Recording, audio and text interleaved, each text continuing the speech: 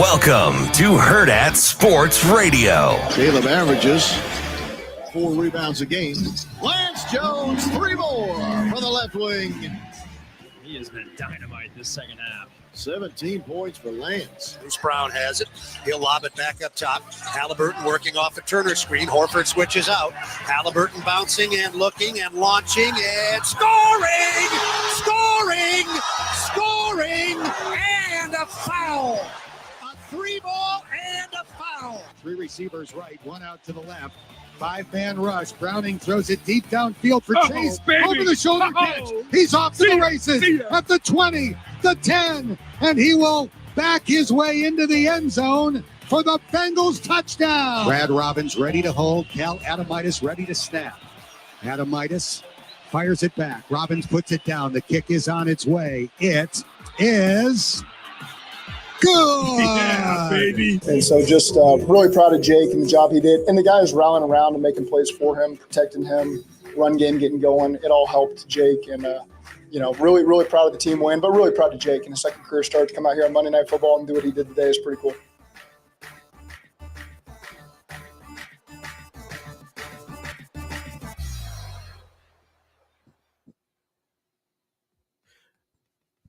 Good morning. Welcome to Hurrdat Sports Radio. I was really expecting a larger beat drop than that, but that's okay. We're here on a Tuesday morning at Hurrdat Sports Bar and Grill, live from the H&H Chevrolet stage. We're on AM 590 ESPN Omaha and ESPN Tri-Cities.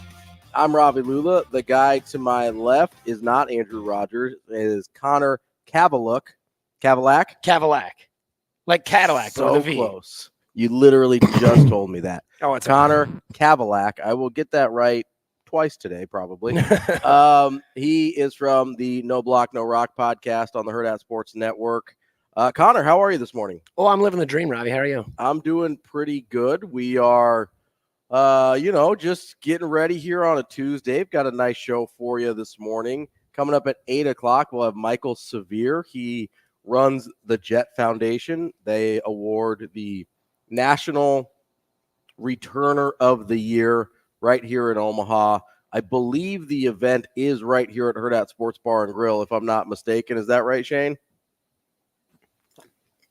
Do we know? Sorry, I think you're right. Okay, he's all right. I think you are right. I think it is here. Yeah, I believe it is here, and so I believe you can get tickets and hang out, and like Adrian Martinez is going to be there, of course. Johnny the Jet Rogers will be there.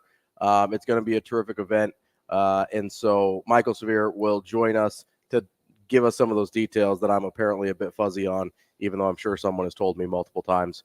We will also talk to Kerry Miller at 8:45, talk a little college basketball, big college basketball this past week, a lot going on there. And then we will talk to Mike J. Schaefer at 9 a.m. Lots going on in the portal, in recruiting, all sorts of stuff going on there. We will also do Hurrdat Hot Seat, which is going to be particularly fun because Connor and I know each other almost zero, basically. Yeah. We've met a couple times. Yeah, we got to have you on the podcast, which was awesome. I was over on NBNR. I think when I did the pregame, you weren't there. Yeah, no, you're correct. I've gotten to know you a little bit less than the other NBNR guys. So Hurrdat Hot Seat will be fun because it's more fun when you don't know the person. You can just ask them random stuff. Oh, yeah. So that'll be a good time here. You can always give us a call on the Warhorse Sportsbook hotline. It's 888-638-4876. That's the show we've got planned for you. It's going to be a good time as we get Connor initiated here on. I'm also going to do – just a heads up. I didn't really tell you this, but we're going to get to know you a little bit. A little bit. So, because, I also don't know you. So no, that's fine. That is fine. We'll figure it out as we go along here. But I wanted to start off with, obviously, it is transfer portal season here. There's a lot going on. We've got some names now in the quarterback transfer portal of guys that Nebraska is at least talking to. The names that we've heard so far, there apparently was a Will Howard meeting. I don't know how realistic that is as an option, but there was a Will Howard meeting. from Kansas State. If that were to happen, I think the state would rejoice as if we had won a bowl game. Oh, 100%. Sam Leavitt, the freshman out of Michigan State, there's apparently mutual interest there. Satterfield was up in East Lansing talking to him. He's, I believe, planning a trip. It hasn't made the trip yet to Lincoln. And then a name that came out as well is Blake Schaefer from Baylor. You know, they love those Baylor connections with Coach Rule and staff. As I say those names to you, Connor, what are your reactions? The only one that I get super, super excited about is Will Howard. Well, sure. Yeah. I mean, that obviously I'm not alone in saying I'm excited about Will Howard. Yeah. That's I mean, he's one of the best on the market. Absolutely. Leavitt is one that concerns me. And we talked about this last night a little bit on NBNR, is in his career, he's thrown 2 touchdowns and 2 picks. Mm-hmm. Sure, I'm positive the kid has potential, but have we seen the production yet? The answer is no. And then Blake Shapen, again, you talk about, you know, the Baylor connection. I think there is some decent interest there, but it's not one that I'm going to go to bat for. Obviously, you talk about all these other big names that have hit the portal. Nebraska has said that we have the money. We will spend it. You talk about McCord or any of these other big names, Cam out of Washington State. Why not go and, while unrealistic, let's go spend that money and see if we can go grab one of these big names. So here's my, I guess, I don't think Cam Ward's coming. No, he's not. I think I think he might end up at Florida State. I don't know. That's one of the teams on his list, and just kind of looking at his skill set, looking at what Jordan Travis did this year, I'm like, Cam Ward at Florida State would be a little scary. Yeah, that would be good for them. I guess. How much do you worry about? Because this is something that I think about with typical recruiting, high school recruiting a lot. You know, we heard it a lot about with Danny Kalin, where he was pretty clearly Nebraska's second option in the class after Raiola. And he's like, they made it clear I wasn't a backup option. And I was like, did they? Because for like the last 6 months, they made it pretty clear you were the second option. Yeah. But whatever. It is what it is. Like, if you can't accept the fact that you were the second option behind the top recruit in the country, then you've got other problems. Yeah. But I wonder how much of that exists in the transfer portal, where it's like, hey, you know, we missed with Dylan Gabriel, and we missed with Will Howard, and we missed with Cam Ward, and that's why we landed on you.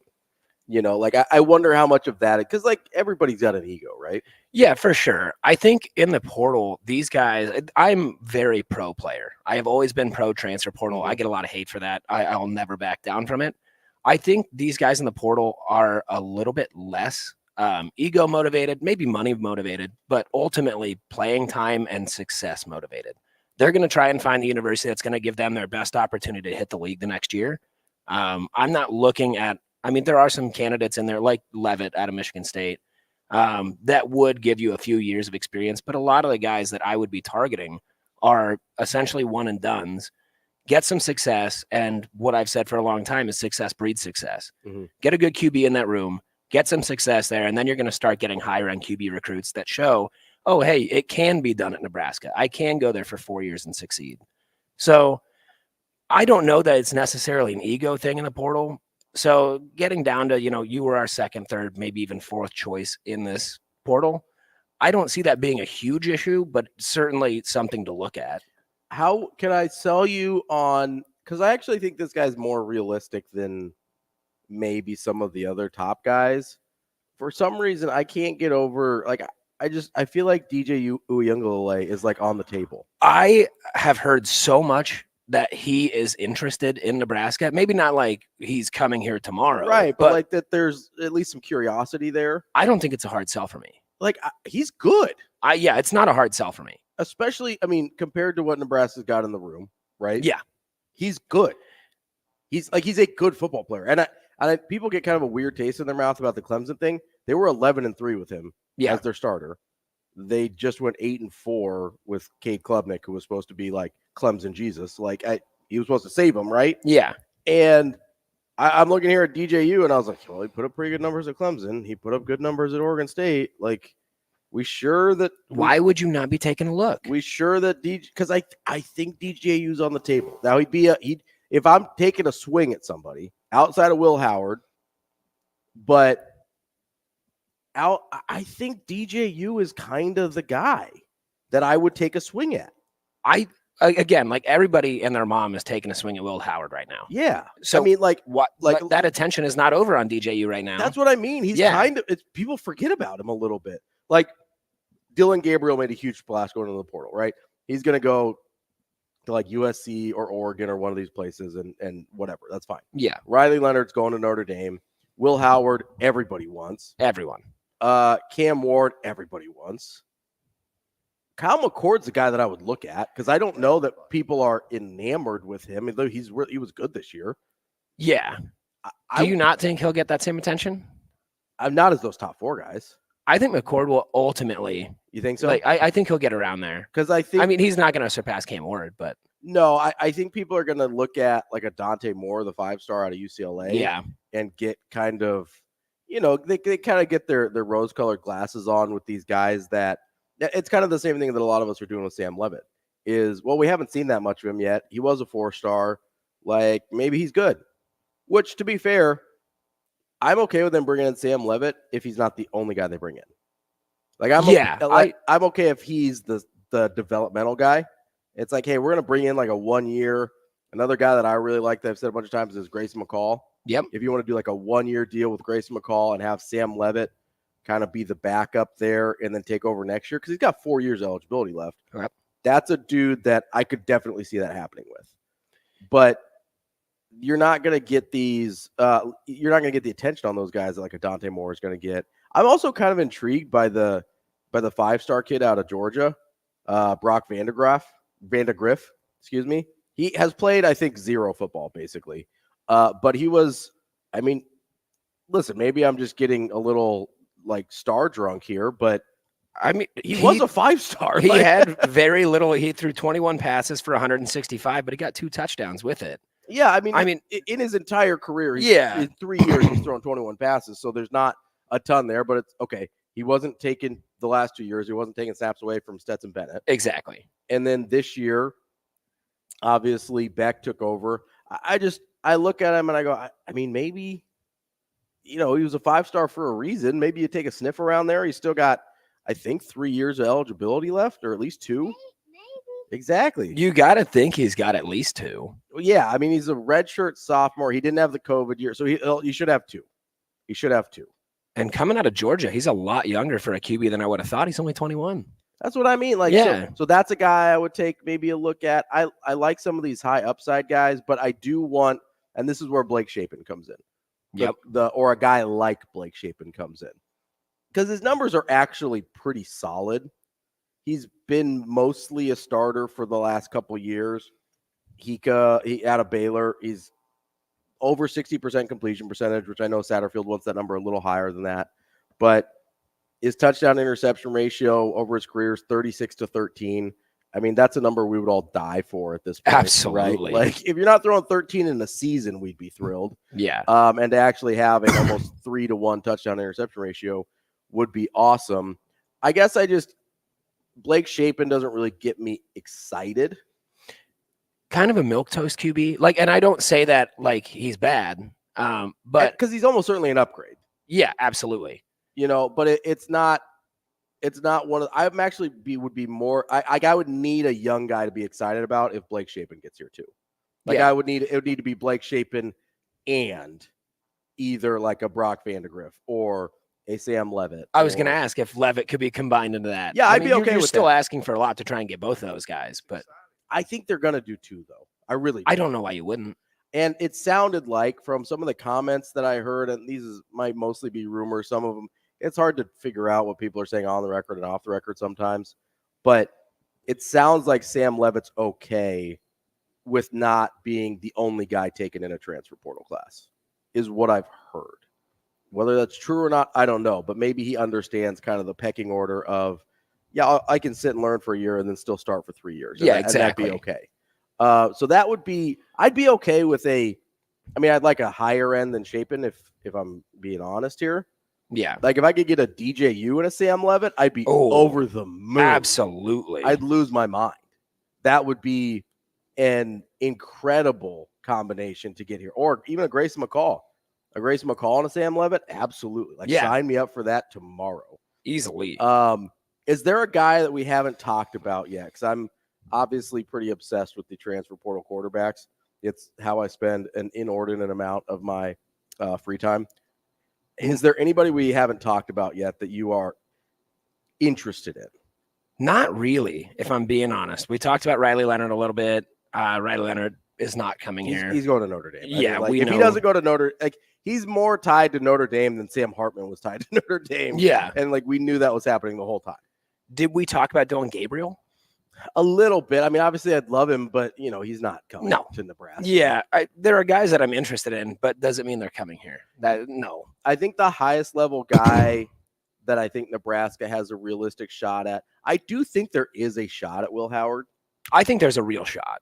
Apparently, I've been told that Adrian Martinez has been doing some peer recruiting there. Yeah. So that's interesting, and I would take Will Howard. Shoot, I would take Adrian Martinez again at this point. Oh my Lord, yeah.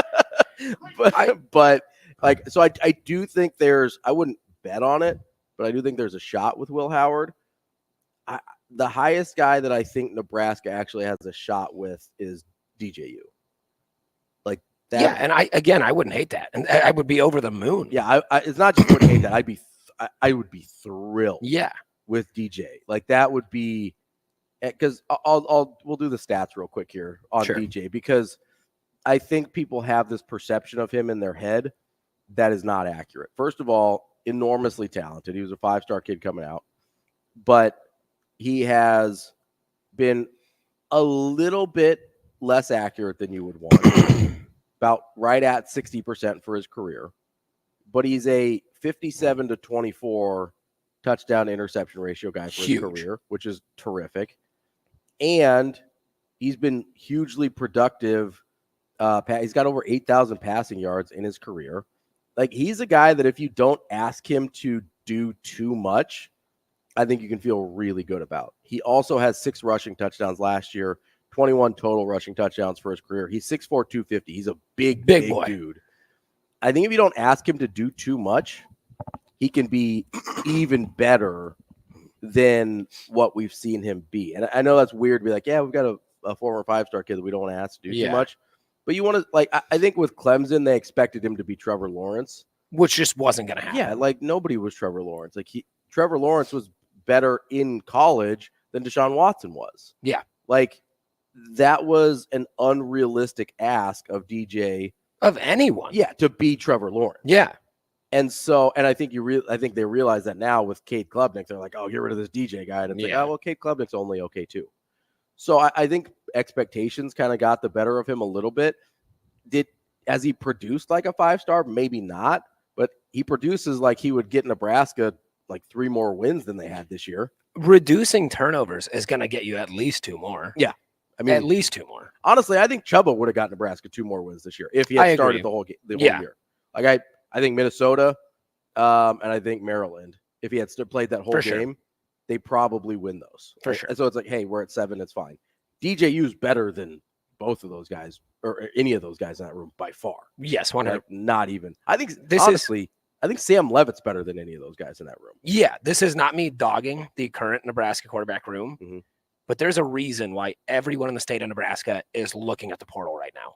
There's a reason. Yeah, no, absolutely. There's not just a reason, but it's justifiable. Anytime you play 3 quarterbacks and none of them are super impressive, like, yeah, you have to look at other options. Yeah. That's a thing that you have to do. I'm curious, though, about Chubba Purdy, because I was thinking about this as I was driving in this morning for some reason, probably because I can't stop thinking about quarterbacks. If he hadn't thrown the interception against Iowa, even if Nebraska loses, let's say they go to overtime and lose, if he hadn't thrown that interception against Iowa, how much differently do we feel about him? I think I still would be kind of in the same boat where I would be okay at its max with Chubba as a QB2 next season. I'm not out on Chubba. I'm not either. Yeah, I'm not out on Chubba. I hope he does not ultimately hit the portal this season. That is something I am concerned about, knowing, he hasn't had much playing time. Nebraska hasn't historically treated him all that well. Although I think better with this staff than the last staff. Certainly. Yeah. Certainly. I mean, I think that can be said across the board about just about every player that's come through Nebraska is better with this staff than the last staff. Yeah. But I would like to see Chubba stay.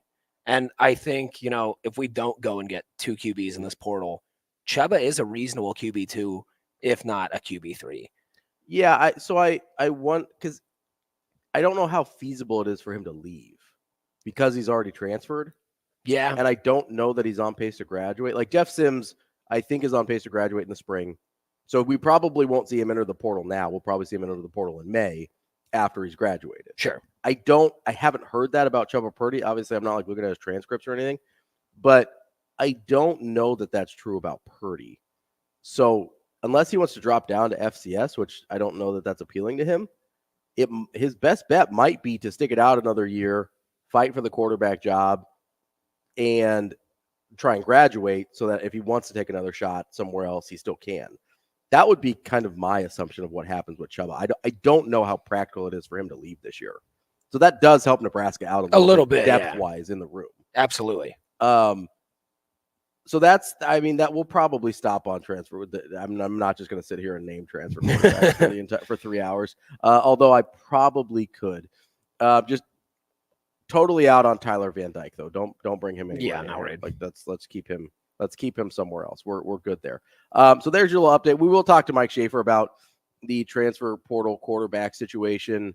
Who he thinks is practical, who he's heard Nebraska's talk to outside of the guys that we mentioned, Will Howard, Sam Levitt, and Blake Shapen, and which of those guys kind of get Schaefer's dander up a little bit and see who he thinks would help, because I think there's a very wide spectrum of guys that would be beneficial for Nebraska. You've got everything from the just like don't blow it guys, like the like just keep it on the road. Is like drive in the middle lanes here, and then you've got the like high upside guys. This guy could actually like DJU would strike me as a high upside guy. Absolutely, like that's a guy that or Will Howard. Yeah, those are guys that are going to win games not by not turning the ball over, but by actually making plays. Yeah, by like actually winning games. It's the don't lose games guys versus the win games guys. Yeah, right. Blake Shapen is more of a don't lose games guy, which is fine because Nebraska would be better with a don't lose games guy. That's hard to say. Don't lose games guy.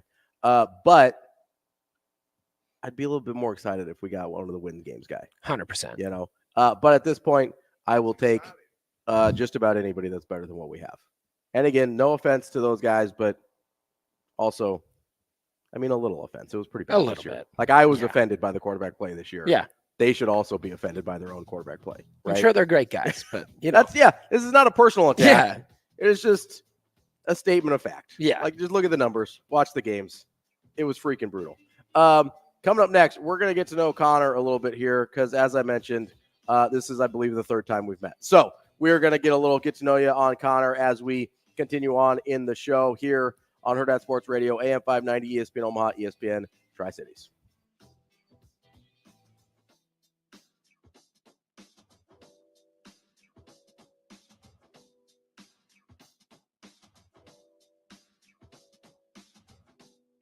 We will be back.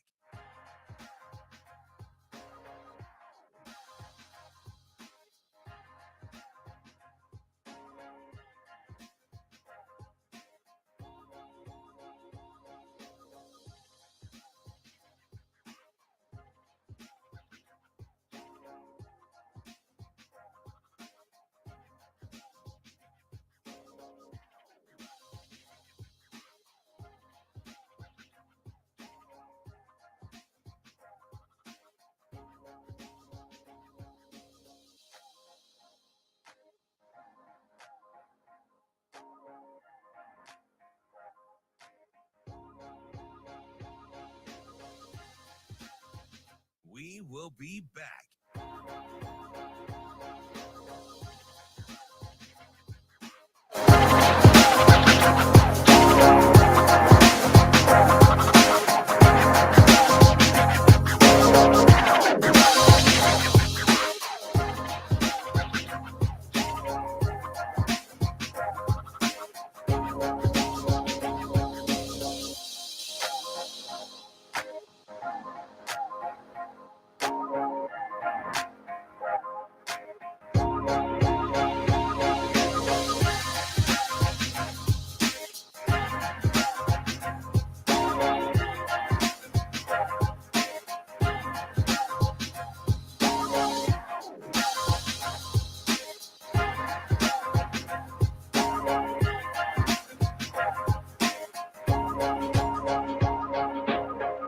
We will be back.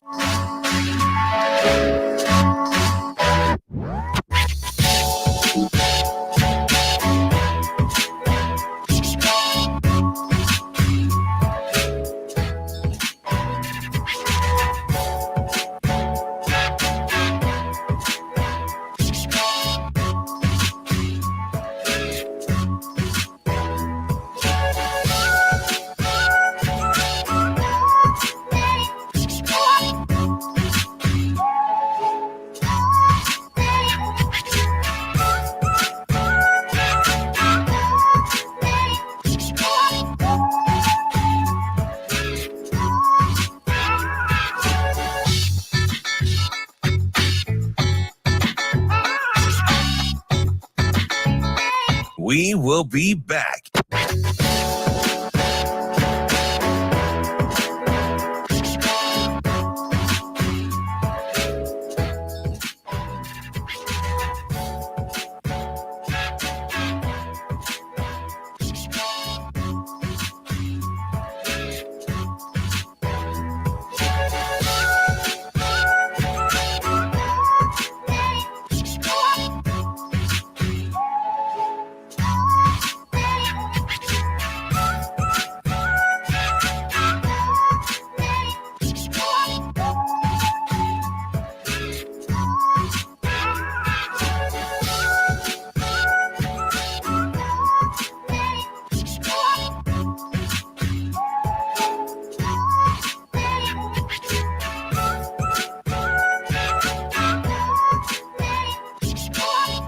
We will be back.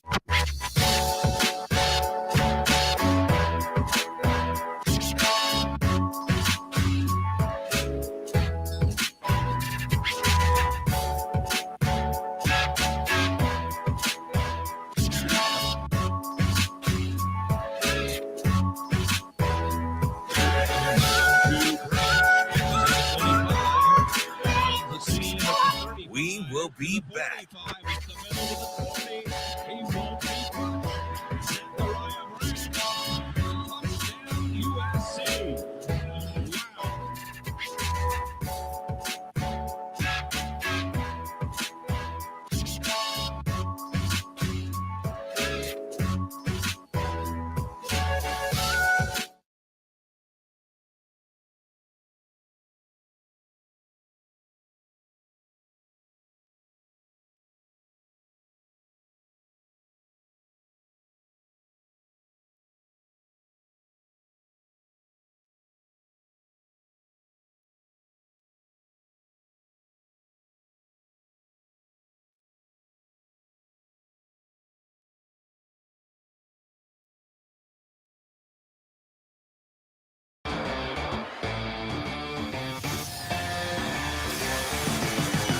You're listening to Hurrdat Sports Radio.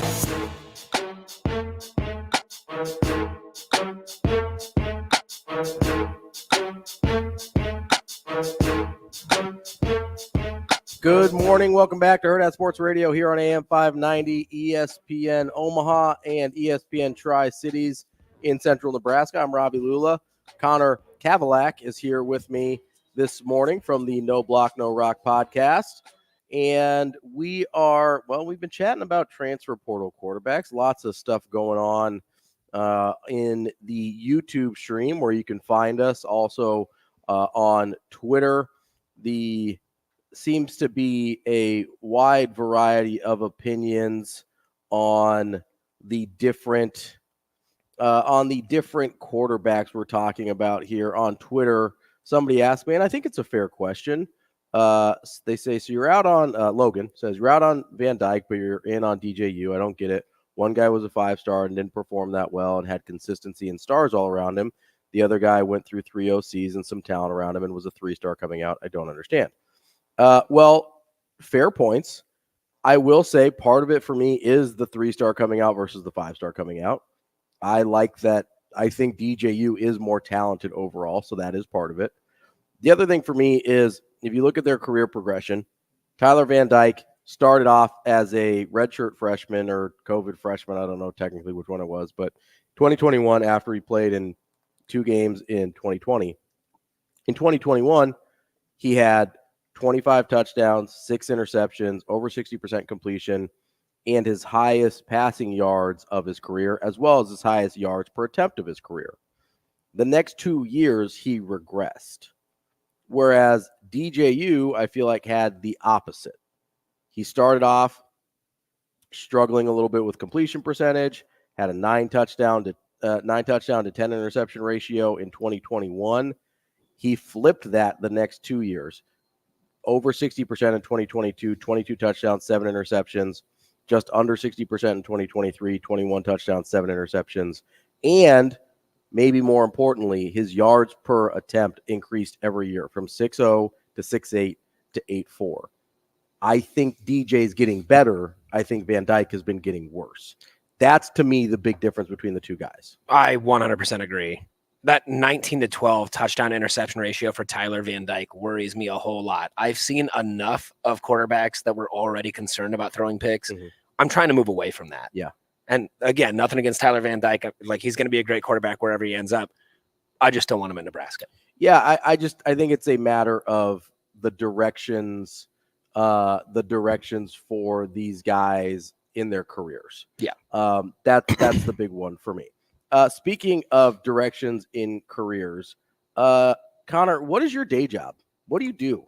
I actually help run Nebraska Brewing Company right up the road. Terrific. Yeah. I do social media management, okay. Manage the tap room area. So you're not a brewer? No, I am not. Okay. I got to clean kegs for them a few years ago. Yeah. How was that? Oh, it's a lovely time. You should come up sometime and I'll let you do it. I'm probably not going to do that. I No. barely clean at my house, much to my wife's chagrin. So I'm probably not going other places to clean. But, okay, so you do social media. You run the tap room for Nebraska Brewing Company. That's your full-time day job? Yes. Okay. How did you get into the NBNR podcast sports talk world? That's actually a really funny story. So years ago, Mike Delaware and Jared Hall, amongst others, formed No Block, No Rock. And for a long time, Mike Delaware would bother me about, will you sponsor the podcast, whatever. Mm-hmm.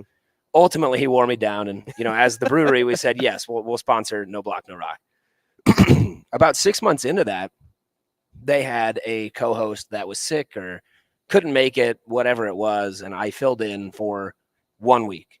And then it was 2 weeks and 3 weeks. And now it's 3 years and they can't get rid of me. So that's kind of how that all formed. It was just pure chance, honestly. Yeah. It was the right place, right time. And we've had fun doing it ever since. Yeah, no, it's definitely a fun podcast. If you guys haven't listened to it, you should check it out. I've been on there a couple times, only once with Connor. Apparently he ditched the second time, wasn't interested. Yeah, I was avoiding you. Wasn't interested in hanging out with me, but here we are. Now you're stuck with me for 3 hours. Okay, next question for Connor. And you don't have to answer it, but you probably should. How old are you? I'm 28. 28. Yeah, okay. I have a feeling I know what you're going to say next. I mean, you're much younger than me. It's fine. It's fine. What did you think I was going to say? I always get, like, if I get rid of the mustache, I look like I'm 16. Oh, which yeah. is 100% accurate. No, my next question is regarding the mustache, but not about how old it makes you look. No, I would have guessed you like 30-ish. Okay. What's like 28, 30? What's it's right. It's right in there. Are you from here? I am. Yeah. Well, I always say I'm from Omaha. Yeah. But I was raised in Louisville, Nebraska, which is like 25 minutes away. So not super far. Is Louisville the correct pronunciation? Yes, we pronounce our S. Okay. You're not Kentucky, you're not Louisville. Yes, exactly. Okay. Fair. I anytime I tell people I'm from Louisville, I immediately get, "Contucky." It's like, no. They don't pronounce it. We do. Yeah, okay. Yeah. So just outside of Omaha. Yeah. Pretty close. Okay, fair enough. So the question about the mustache. Yeah. Did you have it before or after Top Gun Maverick came out? October 3rd, 2019 is its birthday. Okay. A lot of people tell me I'm weird for knowing that. Little. Yeah, no, entirely. Yeah, they're correct. It's a little strange. I'm but yes, the short answer is yes. So pre Top Gun Maverick. Yes, 100%. Because a lot of guys with your build went mustache pretty soon. They're like, I could be Miles Teller. It's like, no, not really. Miles Teller is a very handsome man. I'm not trying to clone that. No, that's fair. That's fair. Did I miss anything important about your general essence? I don't know. That's a really tough question for me to ask myself. You've got me reflecting internally this morning, Ravi. It's like one of those corporate jobs where you have to self-evaluate here. Yeah. Okay, so here's one. What is your favorite Nebraska football memory? You're 28, so you're not getting back to the good stuff. No, this is tough because I've got a couple. Okay. I think the easy one was, I don't even remember what year it was. I was really, really young, but it was my first Husker game I ever got to go to. Mm-hmm. And my parents took me to Nebraska, Missouri, and I was in a box. And while still being very, very young. You were in a box? Yeah. My dad was an important person in his past life. Oh. Now he runs a brewery. Okay. Okay. But I'm sorry. I was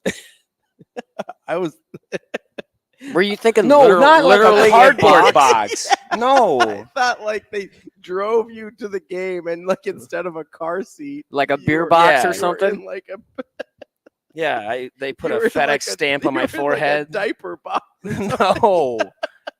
Well, you hear the stories of like, oh, my parents couldn't afford a crib, so they just like I slept in a drawer in their dresser when I thought they literally were. They put me in a Runza wrapper and snuck me in their jacket. There's like a shooter in there. Yeah. I was like, what are you talking about? No. You were in like a luxury box. Yes, exactly. At the stadium. Exactly. Okay. Sorry, continue. I was very confused. Yeah, so that being my first Husker game always has like a very special place for me. Sure. And then my freshman year at the University of Nebraska was the Northwestern Hail Mary. Oh, nice. Yeah, so that was an incredible memory. And I think that you're a big Ron Kellogg guy. Huge. Okay, fair. Yeah. Fair. I think everybody enjoys some Ron Kellogg in their life. Yeah. I wonder what Ron Kellogg's up to. I don't know. We should find that out. Yeah. Shane, we should get Ron Kellogg. Well, that'd be cool. Let's just see what he's up to. Just call him on whim. Just see what he's doing. Yeah. Somebody got a cell phone number? Yeah, I'm sure somebody does. If anybody knows where Ron Kellogg is, let us know. Yeah. You can call us on the Warhorse Sportsbook Hotline, 888-638-4876. Do we have a caller, Shane? No, that's from yesterday? Okay. Yeah, sorry. No, that's all right. I was just very confused. I was like, I don't think I heard Shane pick up the phone. Okay, so you went to Nebraska. Yes. What did you study? I spent too much time at the University of Nebraska. Fair. So I studied a lot of things? I did. So I did microbiology, advertising, and public relations. Those are very different. Yeah, very. Okay. History, Spanish, political science, and criminal justice. Okay. So kind of rounded out the board, left everything Did you wide just open. graduate like last year? Because that's like 14 years worth of stuff there. I graduated in 2019, so I did spend 5.5-ish years at the University That's of Nebraska. Okay. I mean, 5.5 is okay. I think. Yeah. I mean, you probably should end up with a master's, but that's all right. Like, yeah, a lot of people go to college for 7 years. Yeah, they're called doctors. No, that's good. I did 5.5 in college too, and I studied much less useful things. Well, I don't know about less useful considering you work at a brewery now, but I mean, yeah, I studied theology and history, and now I'm a sports talk radio host. So what are you going to do? Yeah. I guess Nebraska football is the religion around here. So what, it checks. It checks. It is what it is. All right. Coming up next, Deion Sanders being crappy again. Oh yeah. We're going to talk about it because mostly I just want to tell people how right I was, because that's the joy of having your own radio show, is you can tell people, hey, I told you Deion sucked. Here we are. Coming up next, we will talk about Caden Robertson dropping some truth bombs about Deion Sanders here on Hurrdat Sports Radio.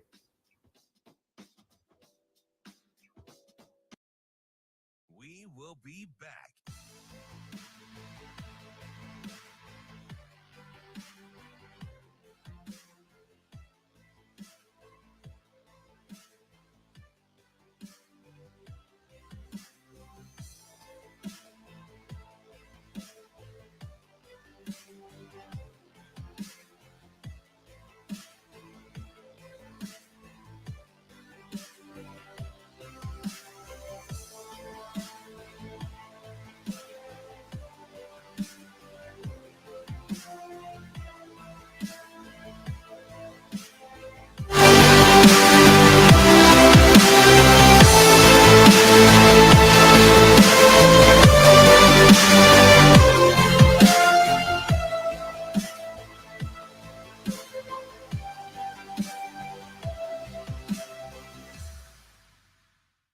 will be back.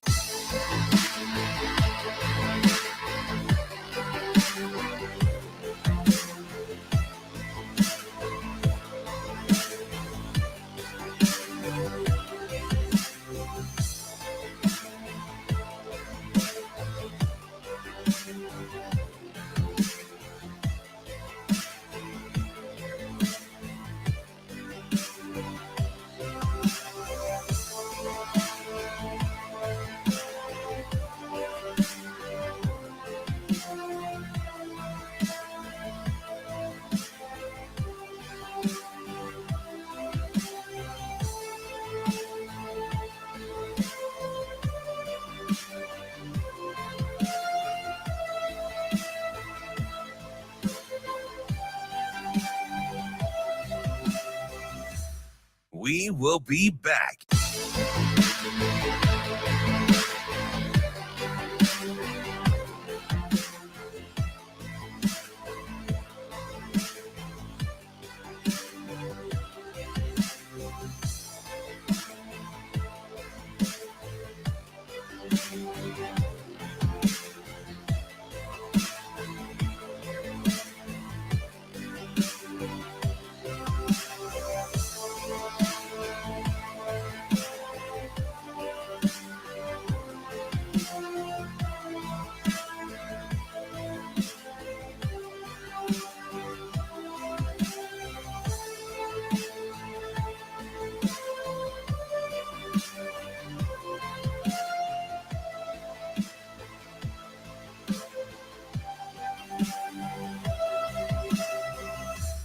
We will be back.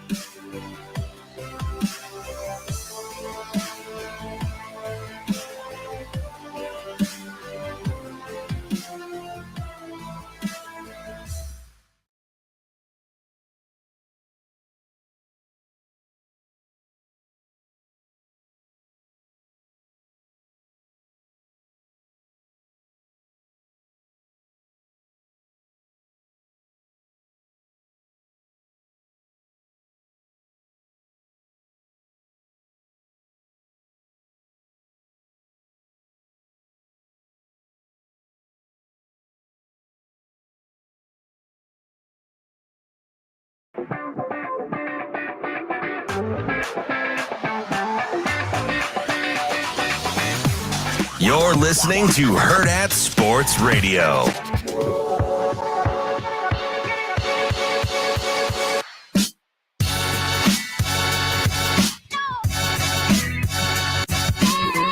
Wrapping up hour number one here on Hurrdat Sports Radio. I'm Ravi Lulla. Connor Kavulak is here with me. I want to go soft A on that last one so badly. Oh, yeah, you're fine. You're doing it perfect. Kavulak. Yeah, you're doing it perfect. So TK, one of our loyal YouTube listeners here, has a very important question for you. Okay. Perhaps the most important question you'll be asked, certainly on this show, but maybe in your life. Oh, no. How do you feel about the band Creed? Oh, I actually love Creed. Thank you. Yeah, I actually love Creed. We have another Creed junkie here. Terrific. That's the best answer. I might have made you leave if you answered that incorrectly. Just take the headset off, walk out. Travis was with arms wide open. With arms wide open. Love it. Was commenting that he was picturing you in a shoebox, or maybe I was picturing you in a shoebox. So you guys both love Creed. Oh yeah, Creed, yeah, Creed's the best. Thank you, dear baby Jesus. Ron Kellogg III is apparently a community builder for, I think, Lincoln Public Schools. I assume that's what LPS means. I would think so. TK goes, one of us. So terrific news on the Creed stuff there. We're about to get into Deion Sanders here. And Dion on the YouTube channel, different Dion, not Sanders, Sure. spelled differently, says I was one of the few that called it on Sanders when he was cool. And I don't just say that because he's saying I'm right, although that doesn't hurt. But also because the shine off of Deion Sanders has worn pretty dramatically pretty quickly. And the reason I bring this up now is because the thing that we heard last night from Caden Robertson, who was a linebacker there, I think he was only there for a semester under Deion. I think he might have left after spring ball, if I am lining things up correctly from what he was talking about with Jason Whitlock yesterday, was the thing that Caden was talking about was the same thing that bothered me in the moment, because my biggest issue was the way he was handling players' lives, right?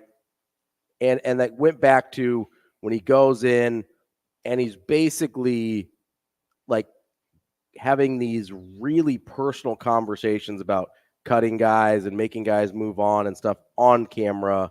And like, this is these guys' lives, right? Like he says he's all about the kids and he says he's all about like doing what's right for these guys and stuff like that. And maybe he is for some of them, but you've seen it on like Hard Knocks and stuff before where they try and handle that situation. And maybe it is just for the camera, right? Yeah. But they try and handle that situation with as much like care and delicacy as they possibly can. Because this, whether it's Hard Knocks, whether it's college football at Colorado, whatever it is, this is these guys' lifelong dreams. They have been working for this their entire life. And to just go in there so cavalierly and say, hey, you're not good enough for me, get out. That just hit me the wrong way, and it always will. And the part of the reason that it bothered me so much, and we got a little bit of a peek behind the curtain with Caden Robertson, part of the reason it bothered me so much is, have you ever been like out with like a friend and his girlfriend or something, or a friend and his wife or whoever, and they kind of like start bickering a little bit in public, and you're like, this is super uncomfortable. And part of the reason it's uncomfortable for me, other than like I don't like watching people like argue and fight in front of me, is, especially like a couple, is if that's what they're like in front of people, what is it like when no one's around? Yeah. Because if it's bad enough to make me uncomfortable and you're comfortable doing that in front of me, what does it look like when there's no one there? And that was the same thought process I had with Deion. I was like, if this is how he is, if he's this okay with players being disposable to him on camera, publicly, what is it like when no one's watching? And we heard a little bit from Caden Robertson what it was like, how he made himself super unapproachable, that he never had a conversation with Deion, ever. How Deion either has a floor mat or a sign or whatever that says, did I ask you to come in? Or basically, don't come in unless asked. Like some of these things start lining up with the way I felt about Deion before. Now, and this is where I'll ask you to check me if I'm wrong here. Is that a big deal? Is it confirmation bias for me? Like, how did you process that? So I will tell you right now, I have unashamedly been a hater. Okay, fair. Since day one, I just had this belief that we actually talked about this last time on the podcast, having a mindset over money approach. And I think with Deion, what you see is this money mindset approach, where it is about how are we going to rake in enough? You're going to get that attention. And then, when you make that money and that attention your main focus, you do start to separate yourself from your players. You're going to see less people coming back. You're going to see massive decommits in the 24 and 25 classes. Yeah, I mean, you already are. Right? Yeah, exactly. So to me, if I'm a part of that program, it's a massive deal. Mm-hmm. As a Nebraska fan, it's simply entertaining. Oh, 100%. Yeah, that's what. But yes, I do think it's a big deal that Deion is at least allegedly acting like that to his team and potentially staff. Well, and it bothers me because, and maybe it's because I used to coach in college a little bit or whatever, obviously at a much lower level, but like, I know how much it means to those guys. Yeah, absolutely. Right. And the fact that he, again, treats them as disposable is how I felt when I saw those first videos of like, hey, like, I'm bringing Louis, so I don't need you. Like, Exactly. whatever. Like, I'm bringing my own luggage. So, like, you can go. If you're not about this, then get out of here.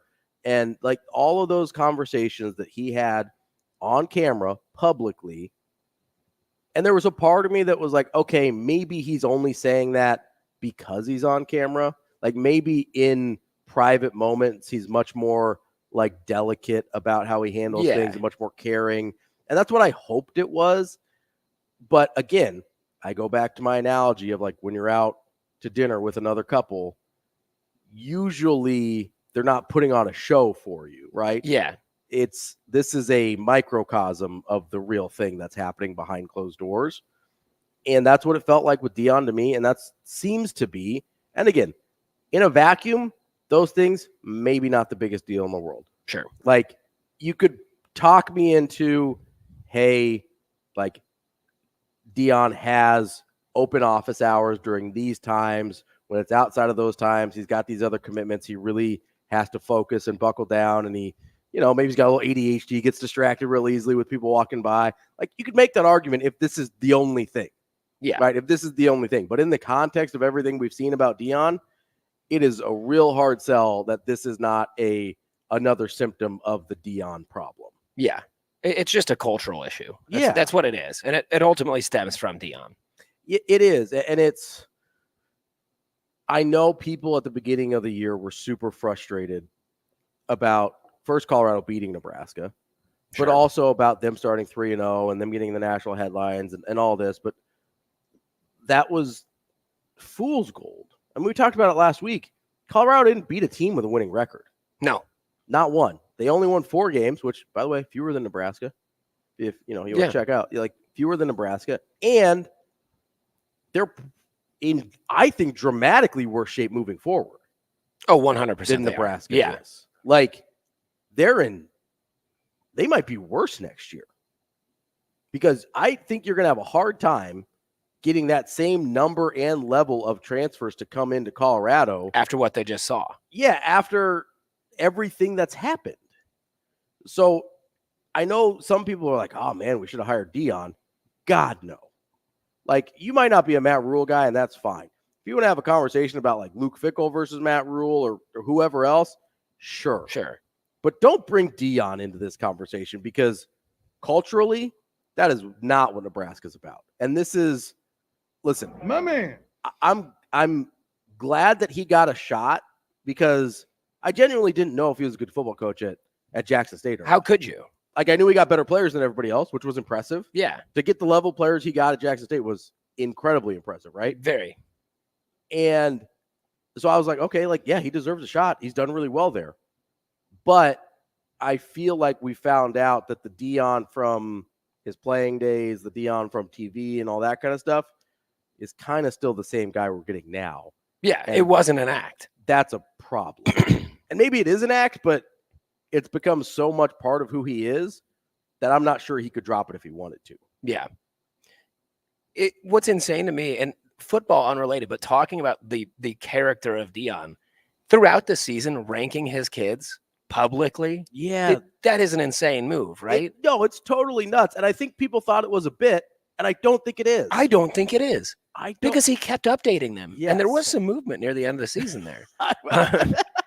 I had my MVP odds in, and my Lord, was I wrong. Did you put a little prop bet in on Deion's kids? I had Shador plus 200, and he drops down to number 2. Was it the social media kid that he had? Did Yeah. he end up number 1? We all know Shiloh wasn't going to get it. No. Yeah, that's a wild move. If you're just openly ranking your children, tough. Yeah, tough. That's all I've got on Deion. I don't want to talk about Deion anymore, but I felt it needed to be brought up. Coming up next, we're going to talk to our friend Michael Severe. He is the director of the Jet Foundation. We will talk to him about the Jet Award. The semifinalists came out, and we will get to that on Hurrdat Sports Radio coming up next.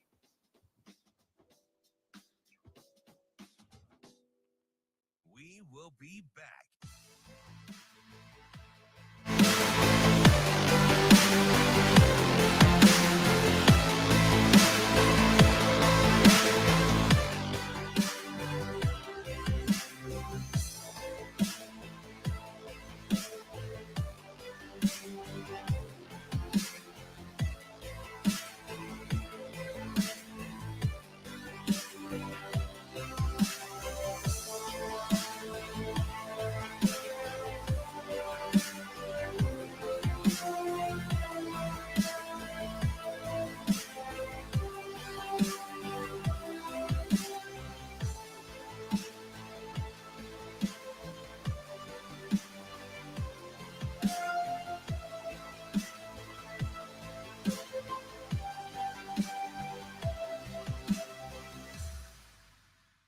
We will be back.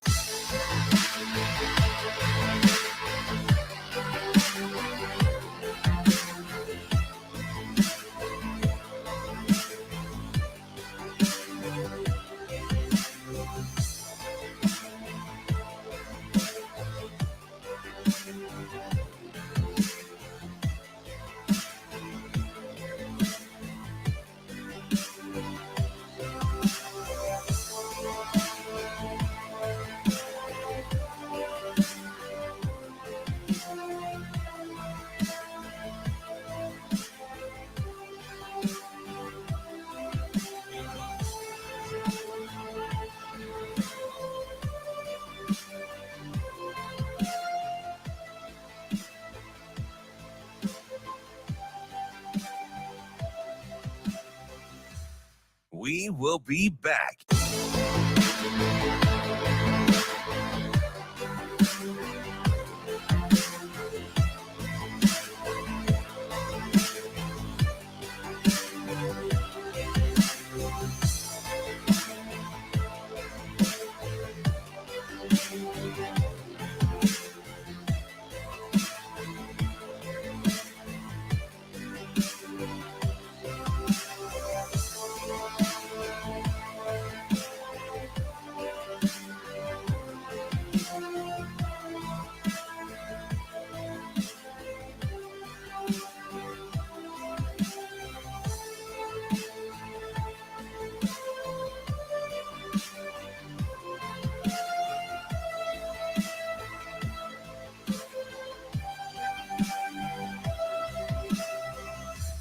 We will be back.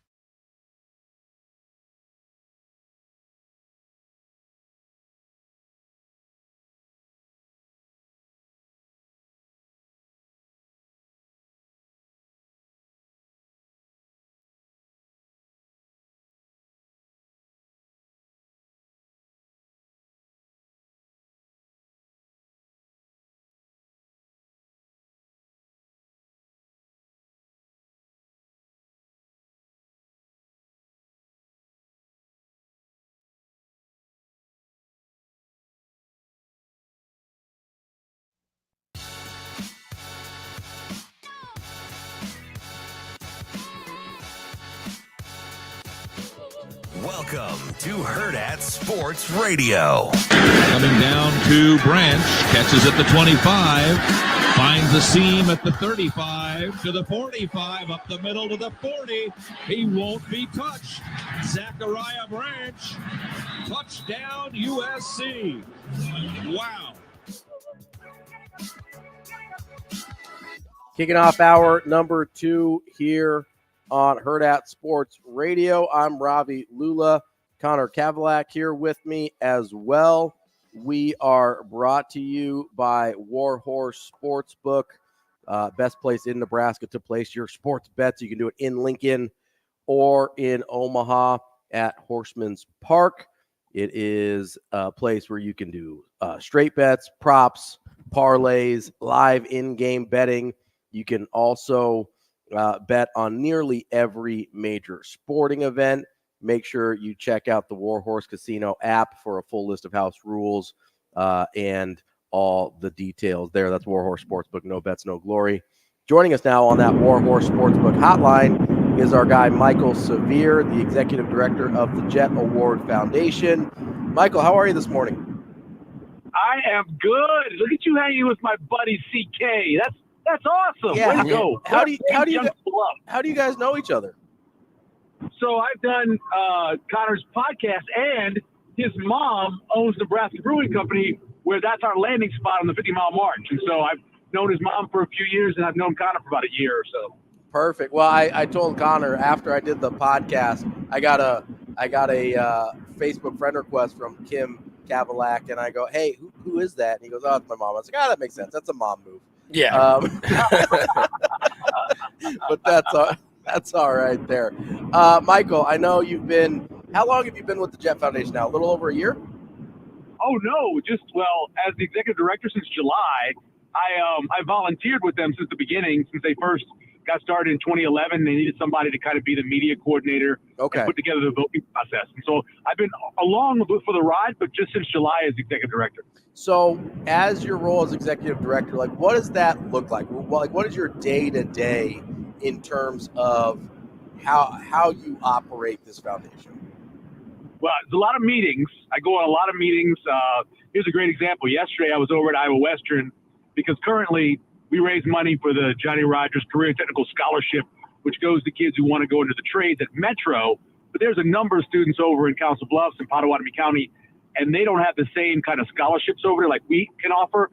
So I'm talking with Iowa Western about expanding our scholarship program over there to their college, so those kids in Potawatomi County can go to school for free if they major in the trade. So it's stuff like that. I'm trying to raise money. Obviously, you meet with people, make sure that they understand what you're doing in terms of the scholarship and the award.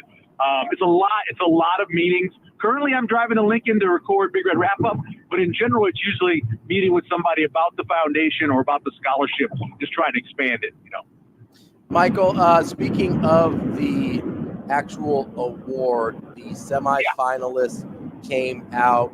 Zachariah Branch from USC, Jacob DeJesus from UNLV, and Jaden Harrison from Marshall. I know that there's a kind of a panel. How do those semifinalists get chosen, and how will the ultimate winner be chosen? So it's really a different award than almost any other award out there because of the fact that many times your best returners will be first-year players because that's who's back there a lot of times on kickoff and punt return.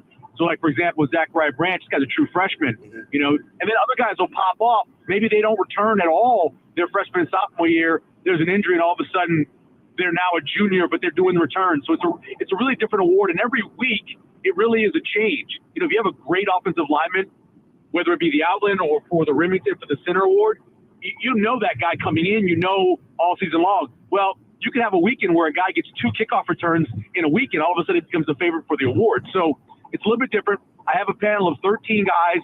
This is the 13th year. Guys like Dennis Dodd and Phil Steele. Some local guys like Sam McEwen are on there too. So I try to make sure that we had a good mixture from around the country. And then as the season goes along, I send them notes. I'm like, here are the guys who are the hot candidates right now. Kind of a mid-season award. Then I sent them a list of 15 guys that were best in combined returns, kickoff and punt. The guy who led the punt return in terms of average, guys who have touchdowns. And so I send that to them constantly so they can keep up.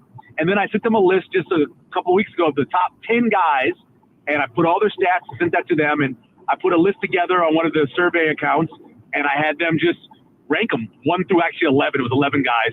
And they ranked them, and we took the top 3. And it's a good list. You got the guy who leads in kickoff return average, the guy who leads in punt return average, the guy who leads in combined returns, and one of the most exciting players in college football when you talk about DeJesus, who nobody really knows at UNLV, but if you ever watch them going through this amazing season, he constantly made plays out of the backfield as a wide receiver and as a returner. So it's a good list.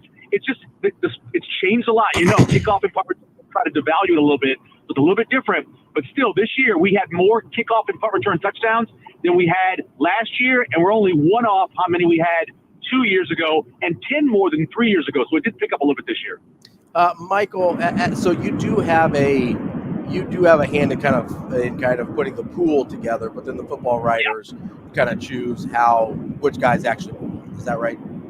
Yeah, we did because, like, for example, I would have loved for Cooper DeJean to be in that final 3 because of the proximity, because people know him. But, he missed the last 3 games of the season. That's tough. He really only had the 1 touchdown return. He had the 1 call back. So I would have loved to see him in the package, but that's not who they voted for. So I just go with those. And also Johnny Rogers gets a vote as well. And Coach Reed, William Reed, longtime football coach at Central, who helped start this award, those guys get a vote as well. So it's 15 total people voting for the semifinalists. And then all the former voters, all the former winners will also vote for the winner when we do that in about a month. All right, Michael, let's change gears here a little bit now. That award will be given out April 4th at the Jet Award Gala. So keep an eye on the Jet Award social media accounts for more updates on that if you want to be a part of that. Let's talk a little bit about Nebraska, though. First of all, are any of these guys on the semifinal or any of the pool wanting to transfer to Nebraska? Anybody available? I don't know about that. I tell you this, Ravi, I truly miss, and I know we turned everything to Nebraska, but I truly miss when, and over the years this happened, where a freshman popped up out of nowhere, whether it was a J.D. Spielman or Zamario Pilsonel, or go all the way back to a guy like, what's his name? Several guys that have popped up like over DeJuan the years. Gross back in the day?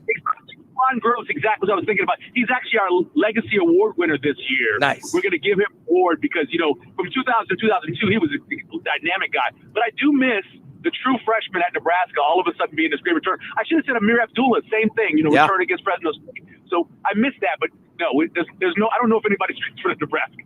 Well, I mean, listen, maybe just feel it out a little bit. Yeah. Don't tamper it all, but maybe just feel it out a little bit for me. You can tamper a little. You're not on staff. You can say whatever you want, man. Mike, no, I will say there is something there's just a different feel about a big punt or kick return, right? Like it has such a different impact on the game than just a normal big play, and that's part of the reason. I mean, the founder and namesake of the award, Johnny Rodgers, has obviously one of the most famous punt returns of all time.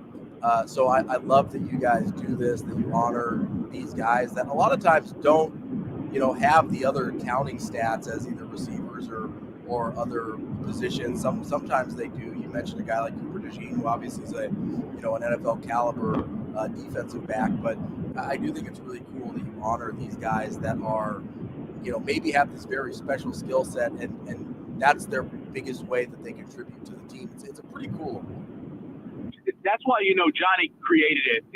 You go back to 2010 when ESPN came out with their all 100 year of college footballs, and it kind of went through all the best players at every position, and they didn't have anybody for return specialists, right? And they're like, wait, this is a mistake. So Dan Jenkins goes out and puts together a list of the top 3 all-time returners. Johnny was on there. Deion Sanders was on there. And so Johnny was like, you know what, we need to have an award for this. And so he came to us, and we helped him put it together. And out of all of the award shows, and I've been to a few of them, I've been to the Remington, I've been to the Outland, there's no one that has better package in terms of plays than ours, right? I mean, it's great to see an offensive line pull, or offensive line pull, or Blitnikoff's got some wide receivers that make big plays, but to have a guy return for 100 yards, or to have a guy bring back a punt by breaking 3 or 4 tackles, it's why Johnny calls him the baddest man on the planet, because I don't know if you've ever returned a punt before, but you're standing there with your head up in the air, you're looking. No, it's horrifying. It's horrifying. It's terrifying. Yeah. Terrifying. So for a kickoff return, even though you got more time, you're running into essentially 10 guys that are thinking, if I get a huge hit, that may help me end up playing on the regular down. Yeah. And so we're trying to kill you then. And so it's one of the hardest jobs in sports. Doesn't get as much recognition, but when it happens, when the touchdown happens, it is the most exciting play in sports, besides maybe the Hail Mary, which I personally have an affinity for. Other than that, it's the most exciting play in sports. Michael, I have a request for you. Let me see if you can do this for me, all right? Okay. Since you are the executive director, how much input do you get in the Legacy Award winners? A lot. So it's William Reed, who is our, like I said, co-founder of the award. He kind of has this formula he puts together, and he goes back year by year and finds who were the best 2 or 3 returners that year, and then puts them into a list. And then when we come to the point where we need another Legacy Award, he goes to that list, pulls somebody out, and that's basically it. But I have a little bit of I work with him when we're putting together the list. Okay, so I might need you to fudge the numbers on this because I don't know what his entire numbers are, but I need you to get Peter Warwick to Omaha for me so I can meet him. Now, Peter Warwick is someone that we have pursued in the past to do this. I know we have. I don't know what year it was, but I know he's on that list. Devin Hester's on the list.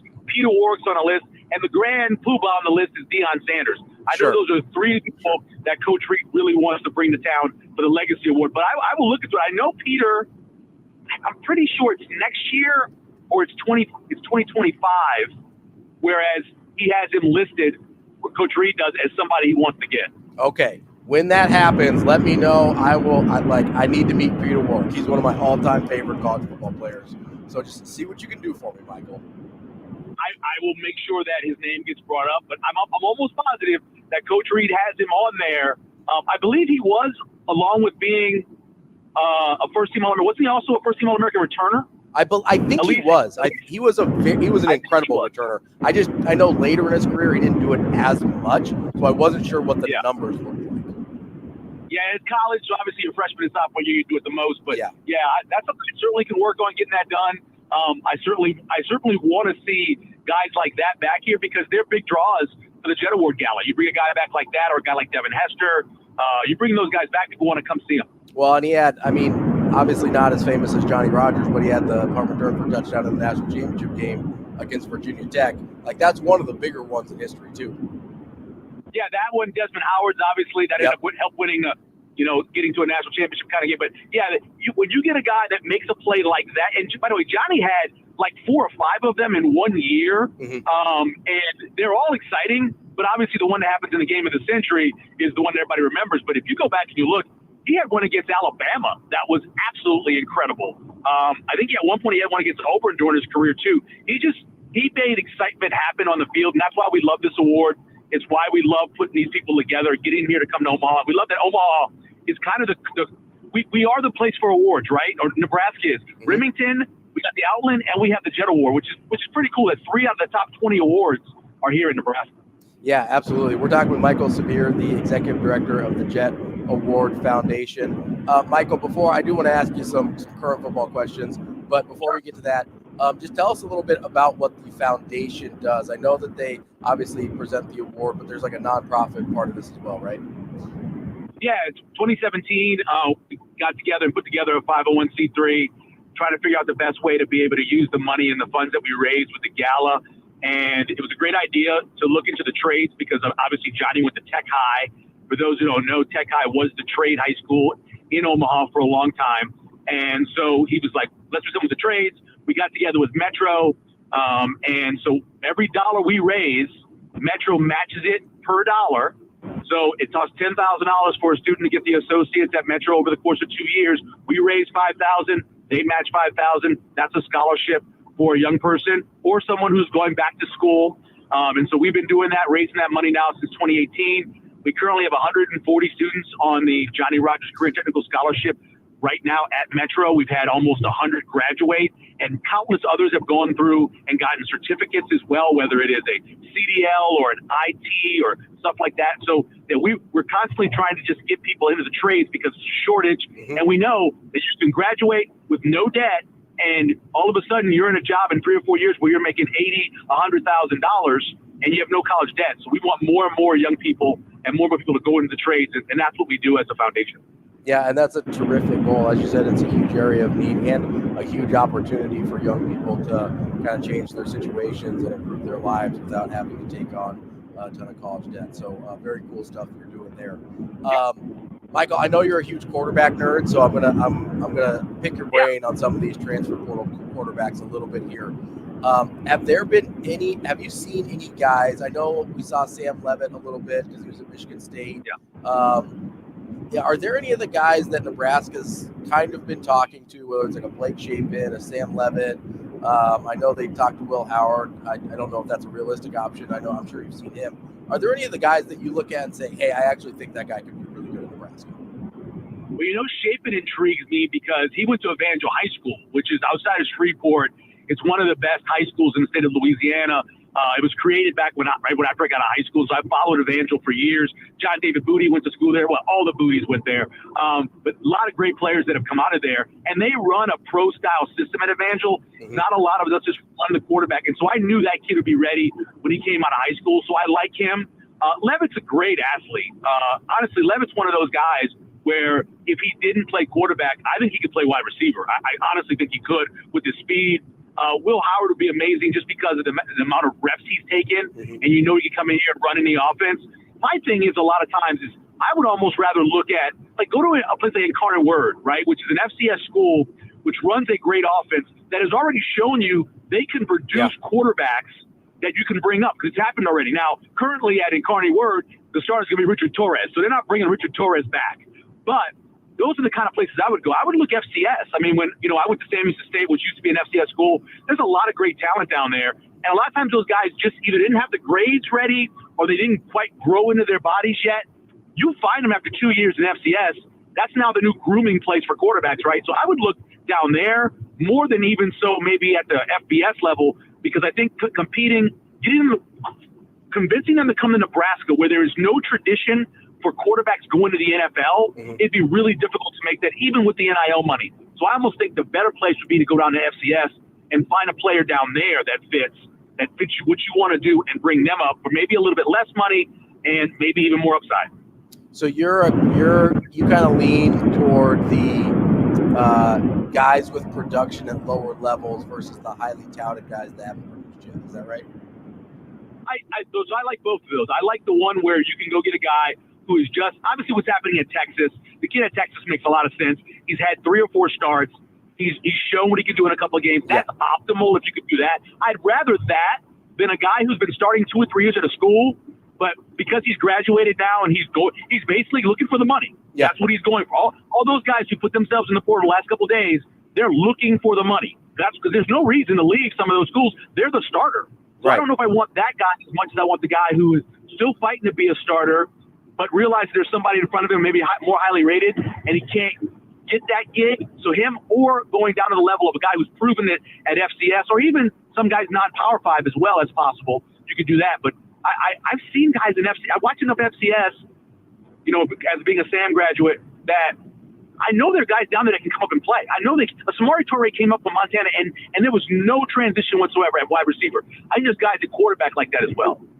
So you talk about, there's guys in that FCS level that can play up in Nebraska. Is there any name that comes to your mind? Is there anyone that sticks out as a real candidate? I've seen a list of some guys. There's a great list on The Athletic right now that Bruce Feldman did. It was kind of a amalgamation of all their guys getting together and putting together. And there were a couple of FCS guys down there that they mentioned. I don't remember their names currently, but they were kind of overshadowed by all of the big name guys who are already going into portal. That's not my job. They have a guy. They have guys on staff that all they do is crunch tape. Yeah. And all you got to do is you crunch tape. There's a lot of tape out there now for FCS. It's not hard like it used to be. You go down there. There are a couple of guys at some of the historically black colleges that are some really good quarterbacks. Now, we talk about Shadir Sanders at Jackson State, and he was unique. But there have been guys that have come through there that I think that's an untapped market. Look down there. You're looking for an athletic quarterback who can both run and throw. They've got some guys down there at that level. Maybe you look down there, too, and see if there's somebody who's willing to come up here to Nebraska and help you win. I don't have the names, but I know that level, and I know that there are guys down there. Michael, how do you feel about a guy like Kyle McCord, who was the starter, maybe wouldn't be the starter next year, but was very productive this year, has the talent pedigree? I mean, I assume he's going to be a hot commodity, but in terms of guys like that where, maybe it's not a money grab, maybe they're just going to get overtaken by some freshmen that they like more. Like, how do you feel about those types of guys? He's really interesting because I think, so that Michigan game, I know he has the 2 picks, but he showed me more in that game than he showed me an entire season for Ohio State. He made some throws. He moved in the pocket better. Once he got the jitters out early from the first interception, I thought he looked pretty good. At the same time, you just started for Ohio State for 12, if you stayed for a bowl game, 13 games. I would say to myself, I don't care who they have. I'm beating them out for this job. And I stayed through the spring at least, right? Because I think I don't have to go to the spring, and I don't have to go to another school in the spring and prove myself. I proved myself. I stayed through the spring and see if I can win that job and stay at Ohio State. That's what I do if I'm Kyle McCord. But if that's not what he's choosing to do, I certainly like him. I don't think he's an NFL quarterback, but I do believe he is a good enough college quarterback to win you a bunch of games. You have talent around him. In that Michigan game, go back and look. He made 4 or 5 throws in there. I don't think he made the entire season. So it's obvious that he can take it to the next level. I would say, what are you doing? Stay at Ohio State. Try to win that gig. It's Ohio State. You win a national championship next year, right? Yeah. Michael, switching to guys that are leaving college to go to the NFL rather than in the transfer portal, I know that you have some very specific things that you look for when you're evaluating quarterbacks. Out of the top guys, so like your Drake Mays, Caleb Williams, Jaden Daniels, Bo Nix, Michael Penix, is there one of those guys that you see some serious red flags on that you're concerned about? Oh, the red flags. Let me first say real quick about Caleb Williams. I am so tired of the Caleb Williams slander. This is a guy who had zero defense and knew every time he touched the ball, he needed to try to score. Mm-hmm. That is an immeasurable pressure to put on a quarterback. And it reminds me so much of Mahomes when he came out, because Mahomes' defense was worse than what they had at USC. And he knew every time he had to score. So people then broke down the tape and go, well, look, he's trying to make this play, but it's not there. Well, yeah, his team was giving up 46 points a game. He had to. Caleb Williams knew he had to do. That kid is going to be great. I love Caleb Williams. I don't care about the fact that he cried with his mom or that he is an intellectual. He is going to be great. Now, so red flags. I worry about the fact that I don't know if Drake May's ever really been in a really big game. Like, what is the biggest game that he was in and had to win? I guess you could talk about rivalry games against NC State or when you play a game against a Clemson, but has he been in a game where you can point to and go, I know that guy, when it comes to it, can raise his level to be a great NFL quarterback. I don't know that about him. The red flag on Penix, and I like him a lot, is simply injuries. Yeah. You look at the amount of injuries he had in college, and I believe he also was hurt even in high school. That seems to always follow you in the NFL, and the next thing you know, that guy's hurt. But in terms of being a precise passer, Penix makes throws at times from both different levels and different paces that I go, wow, I can't believe he made that throw. So he's got all the ability, but the red flag is injuries. It's hard to say I'm going to take a guy that high knowing that he's had those problems. And then Bo Nix is, part of it's his size. Part of it is that he's kind of a wild man at times in the things he does. But Bo Nix reminds me a lot of a guy who is going to be a backup in the NFL for 10 years, going to get a couple chances to start, but I don't think he's ever been a starter in the league. That's Michael Schaefer, the Executive Director of the Jet Award Foundation. Michael, thank you so much for your time, and I'm sure we'll catch up with you again soon. Sounds good. Thanks, Ravi. See you guys. Bye, Connor. See you later, Michael. That's Michael Schaefer, the Executive Director of the Jet Award Foundation. We are over time here, so we got to go. We'll be back with more Hurrdat Sports Radio.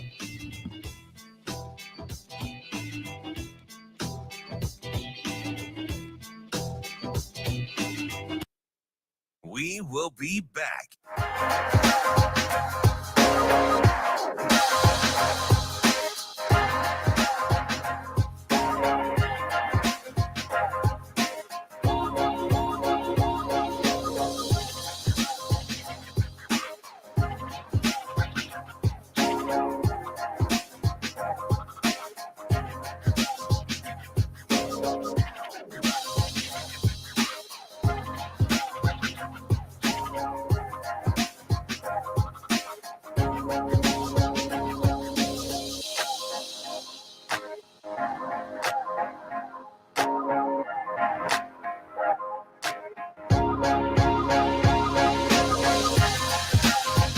We will be back.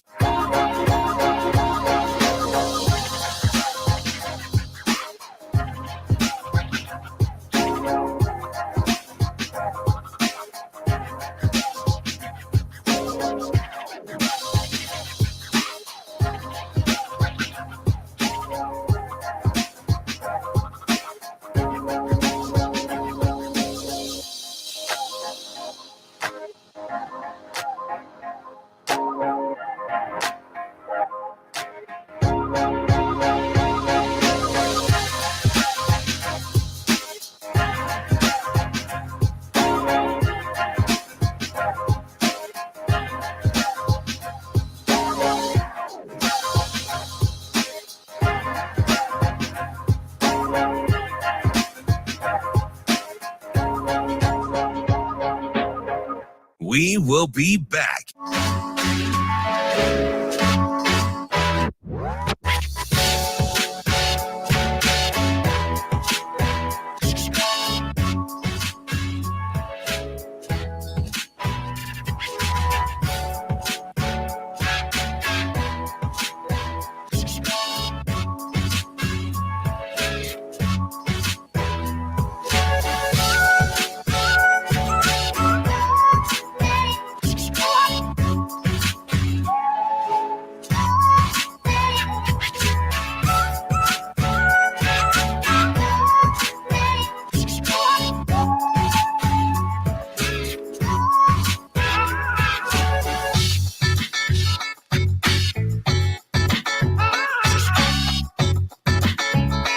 We will be back.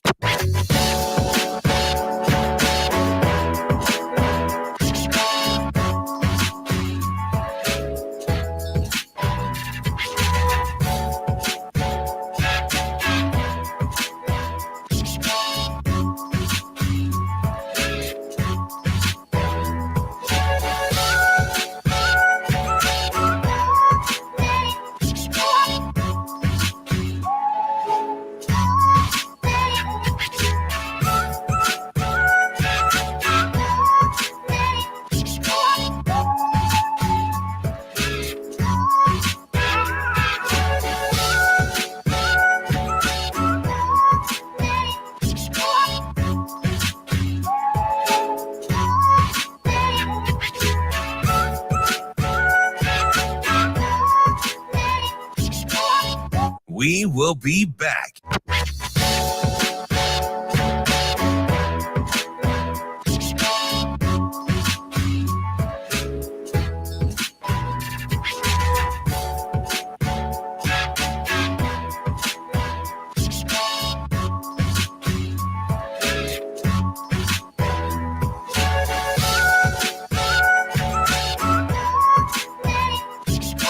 We will be back.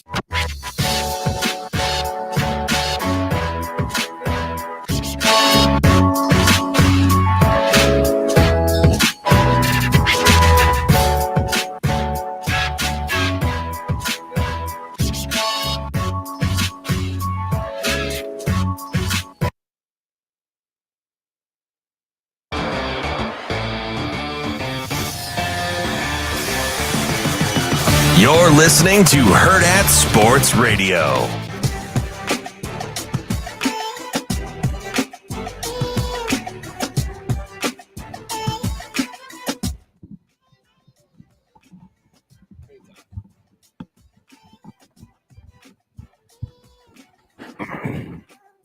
Welcome back. We're halfway through the show here on Hurrdat Sports Radio on AM 590, ESPN Omaha, ESPN Tri-Cities. We are live from the Hurrdat Sports Bar and Grill, the H&H Chevrolet stage. I'm Ravi Lulla. Connor Kavulak here with me as well. A reminder, using your seatbelt saves lives and prevents injuries, but only if it is worn properly. Make it click. This message from the NDOT Highway Safety Office. Something that we've been trying to make click in our brains and haven't really been able to figure out how to do is that college football playoff. I know I talked about this some yesterday. It's been, I don't know, almost 48 hours since the announcement came out. You went like an hour and a half yesterday. Well, it was a good hour and a half, though. I liked it. It's been almost 48 hours, and I still haven't heard a reason that I think is good enough for leaving Florida State out of the college football playoff. I saw a bunch of different takes yesterday, and it seems like most people are on the page that Florida State should have been in because, at some point the wins and losses have to matter. Yeah. They just have to. And instead of going by the results, which are right there in front of your face, we tried to turn this into, a boxing match where you're trying to judge what happens rather than, a team sport where you can actually keep score. And let's be honest, I love boxing. The judging is the thing that everyone hates the most about boxing. It 100%. Is the most flawed portion of the process. And that's what we've chosen to do to college football, rather than look at the results and say, hey, Florida State, Power 5 team, went undefeated, won their conference champion, you're in, right? Instead, we're like, no, let's make this more complicated. Let's add in some judgment and whatever and nonsense. And so we're sitting here the same way we feel after a title fight that was judged in a way that we don't understand and doesn't make any sense. I know we don't get that a ton around here because Bud Crawford just knocks everybody out. Yeah. But for other people, for less fortunate boxing fans, you sit in this place and you're like, hey, how did that decision go against my guy? And it's like, well, the fight was in this guy's home country and he knew he was going to have to knock him out. The fact that that's even a thing in boxing is the dumbest thing in the world. That's like, well, yeah, you're fighting in this guy's home country. You're going to have to knock him out because you're never going to get a decision. It's like, okay, well, that's idiotic, right? Yeah. That's the thing we've brought to college football. And I don't understand it. I think the biggest thing is if they were at least forthcoming about how they made the decision. I know they've, released these seemingly almost AI generated responses to this controversy, but if they just came out and said, this is exactly what went into it, this is, the rubric for how you get there, it would make a little bit more sense. I'm not saying it would make total sense, but it would make a little bit more. But I mean, with Florida State, people keep talking about, the most deserving versus best team getting in. To pointing to TCU last year getting blown out by Georgia. Awful game. Yeah. And does Florida State get smacked first round if they get in? Potentially. There's a decent likelihood that happens. But again, you talk about they go undefeated. Mm-hmm. They win the ACC with a third string quarterback. Yeah. I don't know how you prevent those guys. What more could they have done to get into those playoffs? I mean, they could have lied about Jordan Travis's injury and said maybe he comes back. Yeah. I mean, I know that was brought up yesterday, and I laughed at it a little bit because it's like, well, his foot was pointing the wrong direction, so that's hard to lie about. But I mean, that's the only thing they could have done is just be like, oh no, we think he could come back. Yeah, and I'll be honest, Creighton did this a few years ago. It didn't end up mattering because the NCAA tournament got canceled because of COVID. But Marcus Zagorowski tore his meniscus at the very end of the last regular season game against Seton Hall, where they won the Big East regular season title. Marcus Zagorowski tore his meniscus in that game. He was not going to be available for the NCAA tournament. It came out later. But Creighton was like, hey, with this might be, if they get to the Sweet 16, he might be available. And yeah, so just lie. Yeah, but so like that's the only thing they could. Disliked. Again, part of their explanation being that, without Travis Hunter, this is a different team. We have to evaluate this team as it is now. Jordan Travis. I'm sorry, not Travis Hunter. But you look at this Alabama team that was missing nobody, but last week beats Auburn by 6. On a miracle. Yeah, on a miracle play. Yeah. Was it a 31-yarder? 31-yard bomb? 4th and 31, yeah. And it was – and the reason they can't give you the transparency you're asking for is because their process is illogical. Yeah, it's flawed. And so if you have a stupid process, you can't be transparent about it because then people would know how stupid the process is. Exactly. Because, and I talked about this yesterday a little bit, if the process made sense, Florida State would have dropped last week after Travis got injured, after they already knew, like, hey, this isn't the same team without Jordan Travis. We don't view them the same way without Jordan Travis. They have to prove to us that they're worthy without Jordan Travis. Yeah. Then they would have dropped them prior to the ACC championship game and championship week. They wouldn't have been ahead of Alabama and Texas still. That's why they can't give you a transparent reason, because they did it in the stupidest way possible. Agreed. There were several points where they could have pulled Florida State out of that spot. Yes. And they just either refused to or still believed, at least up until that moment, that they deserved it. To be fair, they did 1 week. They dropped them to 5 1 week, the week after the injury. Sure. But then Ohio State and Michigan played. So Ohio State fell out. Florida State moved back up. That would have been the perfect opportunity to leave Florida State out, move Texas and Alabama back up. But you've got these super old dudes in a room that apparently can't think 2 weeks ahead of time to be like, hey, what are some possible consequences to these actions? Yeah. I love that you say super old dudes, because I saw the picture of the my God. I looked it up yesterday because I just assumed it was a bunch of super old dudes. Yeah. And I was like, I should check to make sure. So live on the air yesterday, I just type in College Football Playoff Committee, and it shows up these pictures of about 80 old dudes. In their 80s. Yeah, like 80. Yeah, they're 80 for 80 over here. And I'm looking at this, and I go, do you really have we lost the cognitive ability to think 2 weeks ahead? Because that's all you would have had to do, is think 2 weeks ahead. Because we were all doing that. We're like, hey, this playoff committee could be in a weird spot if X, Y, and Z happens. And guess what? X, Y, and Z happened. Yeah. The exact way that we talked about. If every guy that does a sports talk radio show in the country was having this conversation, how was the playoff committee not having this conversation? Yeah, it's crazy. Like, It was not a niche conversation that was going on. Everyone is wondering. The storyline in college football, and you guys literally have one job. Yeah, that's it. I don't get it. I don't understand it. The rest of the rankings don't really bother me. No, it's fine. It's fine. But that number 4 spot really does. Listen, what I genuinely think happened was I think they thought Alabama was better than Texas. Like, I think they believed Alabama was better than Texas.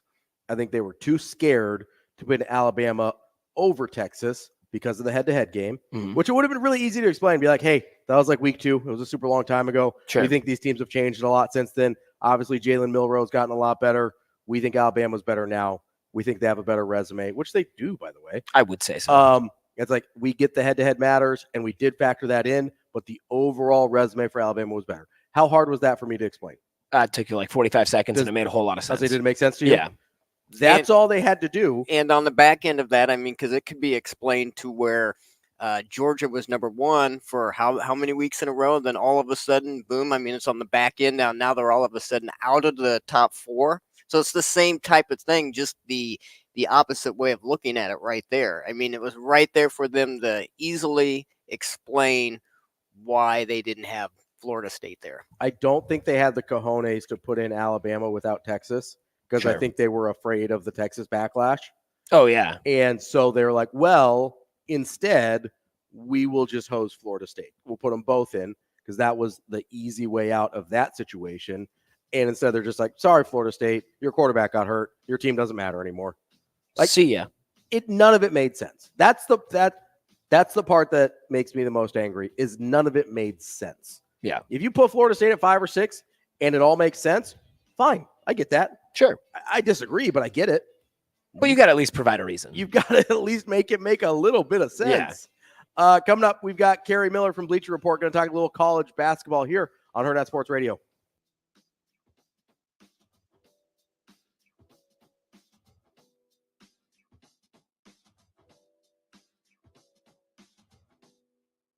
We will be back.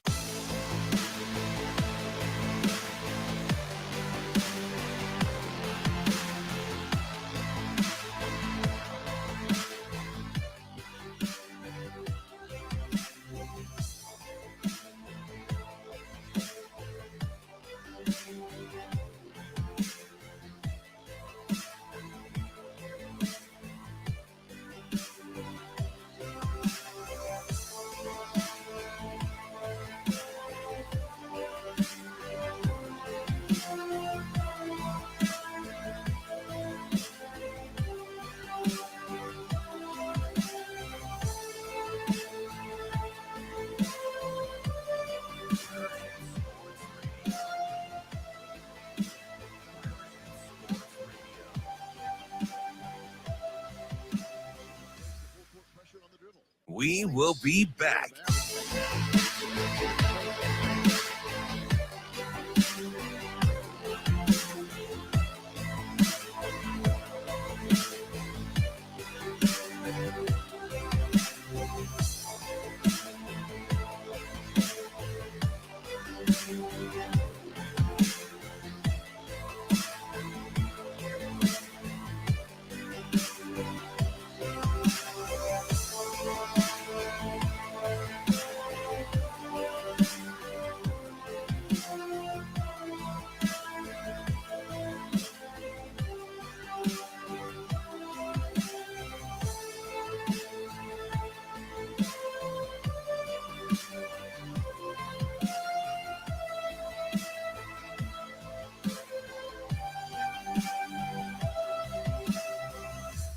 We will be back.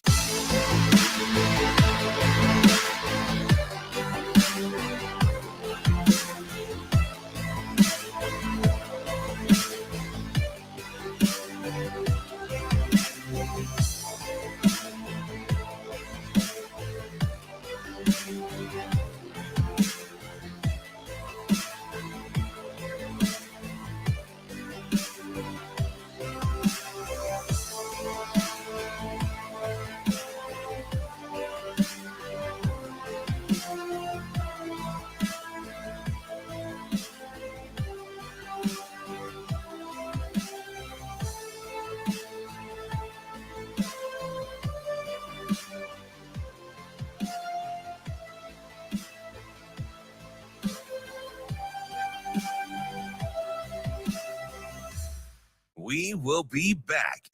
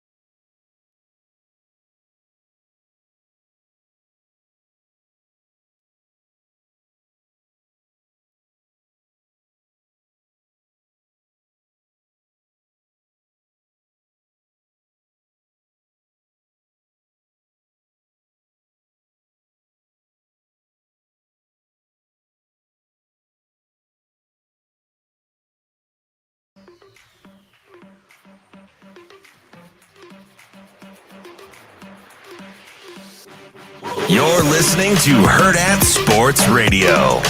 12:20 to play. Lance Jones breaks the full court pressure on the dribble. Lobs for Edey. He catches and dunks. Zach Edey, 25 points. Caleb averages 4 rebounds a game. Lance Jones, 3 more for the left wing. He has been dynamite this second half. 17 points for Lance.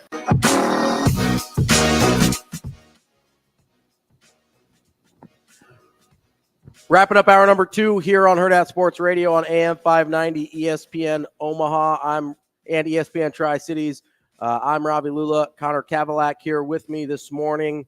And we are brought to you by Pratt Dental. Pratt Dental in North Platte, Nebraska offers the BioClear method and modern smile design, which can correct many aesthetic dilemmas in a permanent and less invasive manner than traditional treatments such as crowns.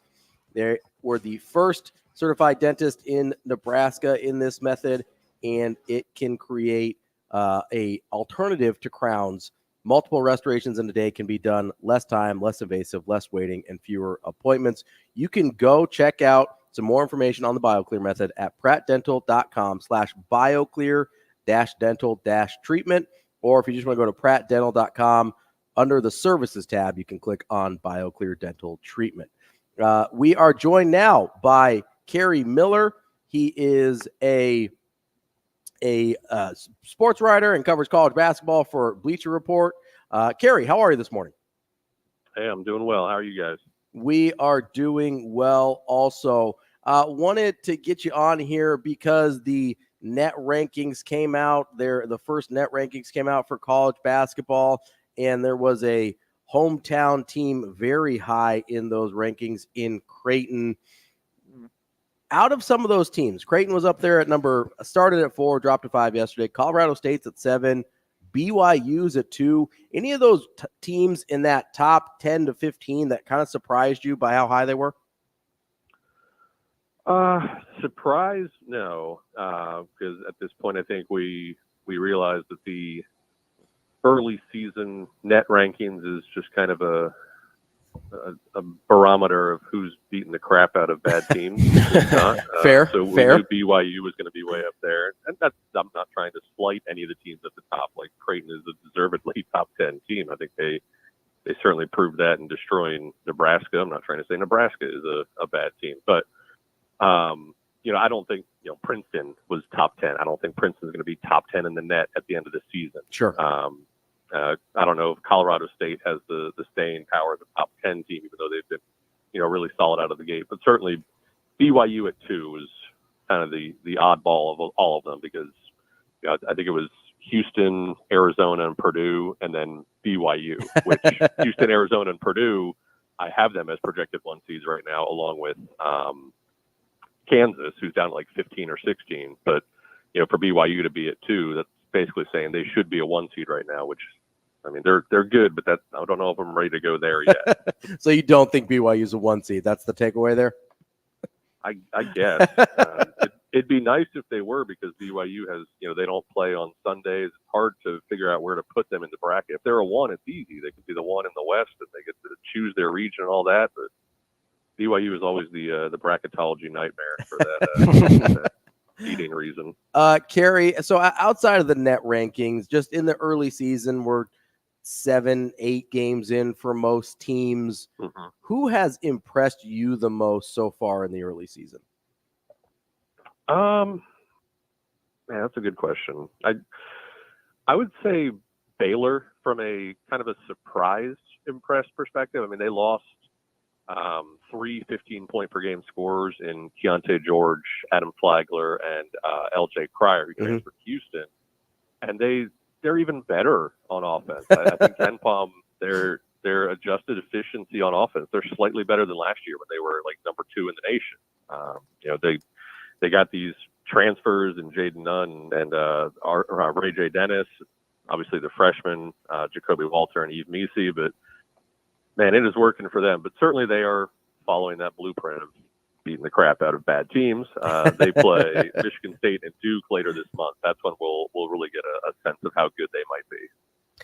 Kerry, on the other side of that coin, are you looking at any teams that you expected to be maybe a little bit better this year that have taken some early losses that don't make a ton of sense to you? Definitely Michigan State and Duke, who played each other, and Duke won that game. So I guess they have the upper hand there in this little debate. But, I mean, certainly nobody thought Michigan State was going to lose to James Madison. And both of those teams, I think when they played in the Champions Classic, Michigan State, all 5 of their starters were like key players on the team last year. Duke had 4 returning starters. Like, those are the teams you expect to be good early in the season. Like, they shouldn't be going through, early growing pains because they've already grown last year, right? So surprising to see them both with 3 early losses. Duke, particularly with that loss at Georgia Tech. I know Tyrese Proctor got hurt early in the game. They're still figuring out what to do with Mark Mitchell, but they've got some issues for sure. What do you make? And I know they're all not bad losses at all, but what do you make out of 3-loss Tennessee so far? Yeah, that's a tough team. I was at a bracket came out today and looking through all the metrics and stuff. Like, they should be a solid 3 seed based on their predictives, and they had a nice road win over Wisconsin. Like you said, the losses weren't bad at all, but I don't know if I believe in this team at all, and I never believe in Tennessee and Rick Barnes. So that's totally fair. That way at this point in the season. So yeah, to give up 100 points to North Carolina was just shocking. Even though they came back, made it interesting. They decided to play some defense in the second half, but they don't have a front court. Like, they lost their 3 big men from last year, so it's kind of like Jonas Adu or bust. And Dalton Knecht is a great scorer, but I don't know if he fits that defensive DNA that they need. And I don't know what came of his little ankle injury there against North Carolina. I don't know if he's playing against George Mason tonight or what, but I feel like they're missing something. And for Ken Palm to be pretty much a stickler on them being a top 10 team is a little bit surprising. We're talking with Kerry Miller of the Bleacher Report. Kerry, you mentioned Ken Palm a couple times there. Do you find that early season that's a better gauge of kind of where teams are, or is that just kind of another tool that you use? Because it's something I look at a lot for the adjusted offense and adjusted defense, especially. I'm just, how do you use it when you're evaluating teams? Yeah, I have a Ken Palm addiction.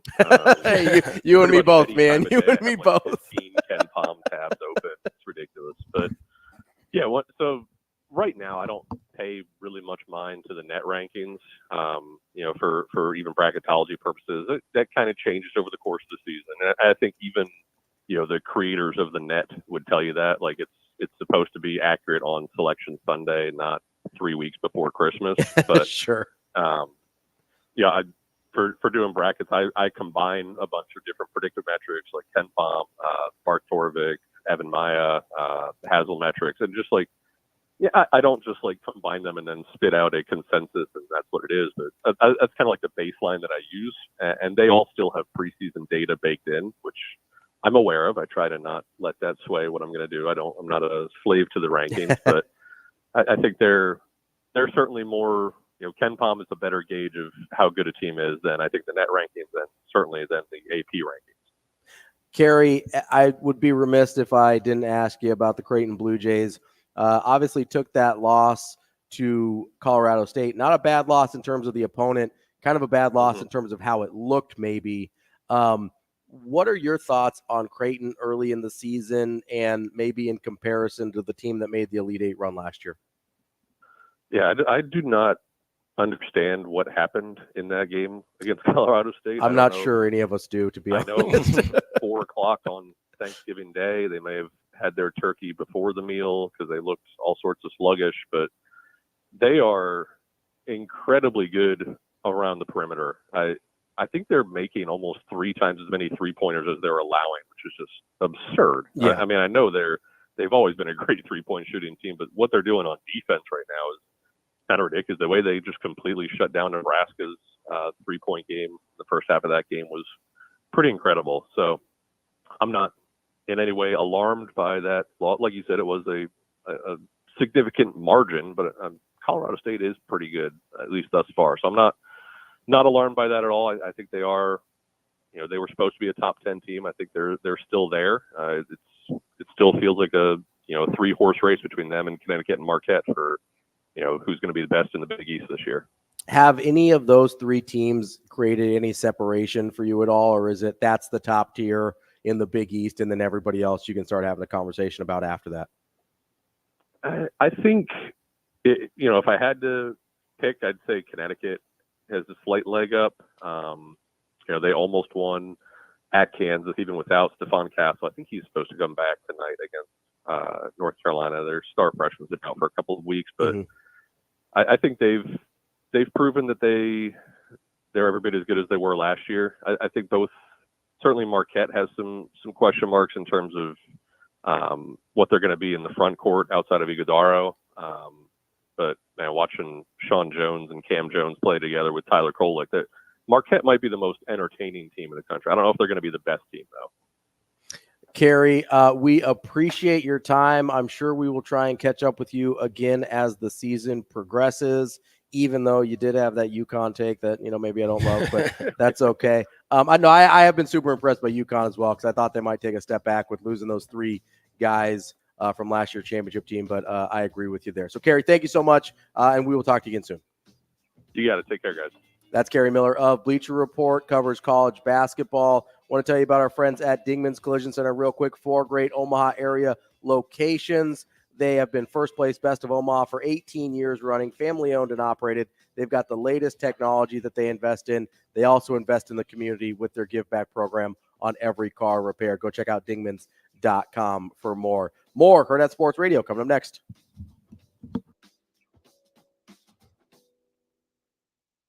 We will be back.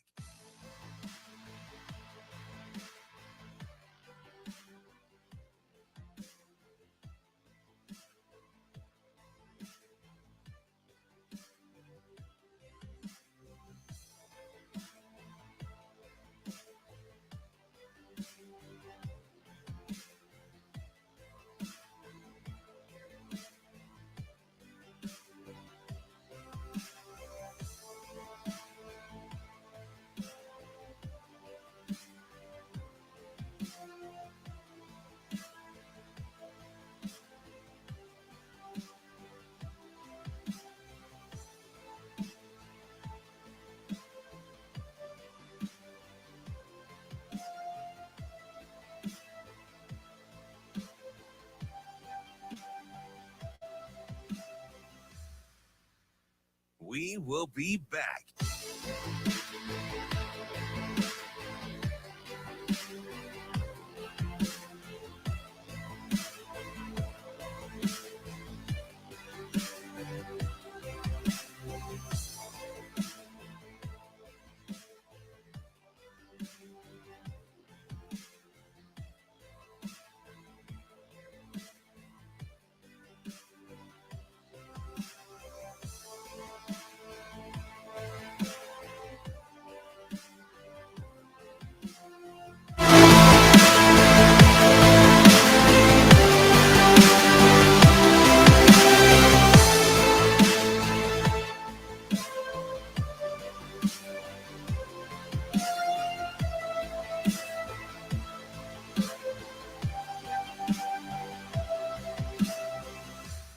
We will be back.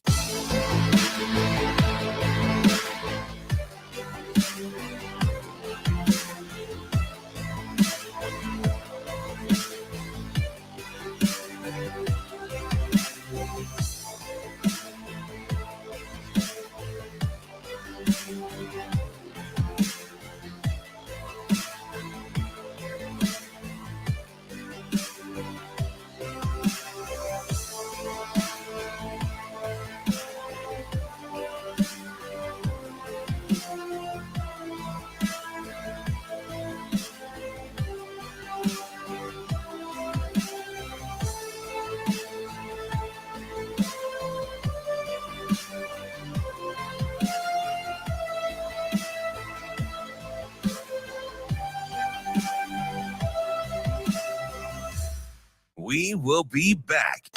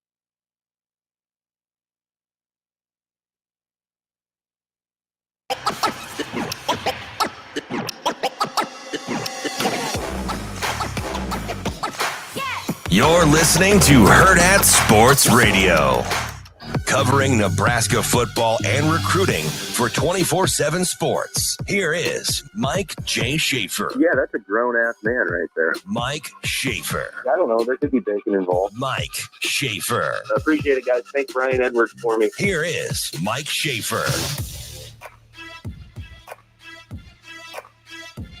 Kicking off hour number 3 here on Hurrdat Sports Radio. I'm Ravi Lulla, Connor Kavulak here with me. We're on AM 590 ESPN Omaha and ESPN Tri-Cities. And for this third hour, we are on KFOR in Lincoln. Welcome to all our Lincoln listeners. You can also check us out on YouTube, where the comments have been off and popping today. Appreciate everybody listening on YouTube and Twitter. We are joined now on the Warhorse Sportsbook Hotline by our guy, Mike J. Schaefer of Husker 24/7. Schaefer, what's going on, buddy? Oh, not a lot. How we doing up in Omaha today? Oh, just living the dream, having a good time. Love being here in Omaha. It's a joy. We're just doing great. Yeah, it's a great day. It's good.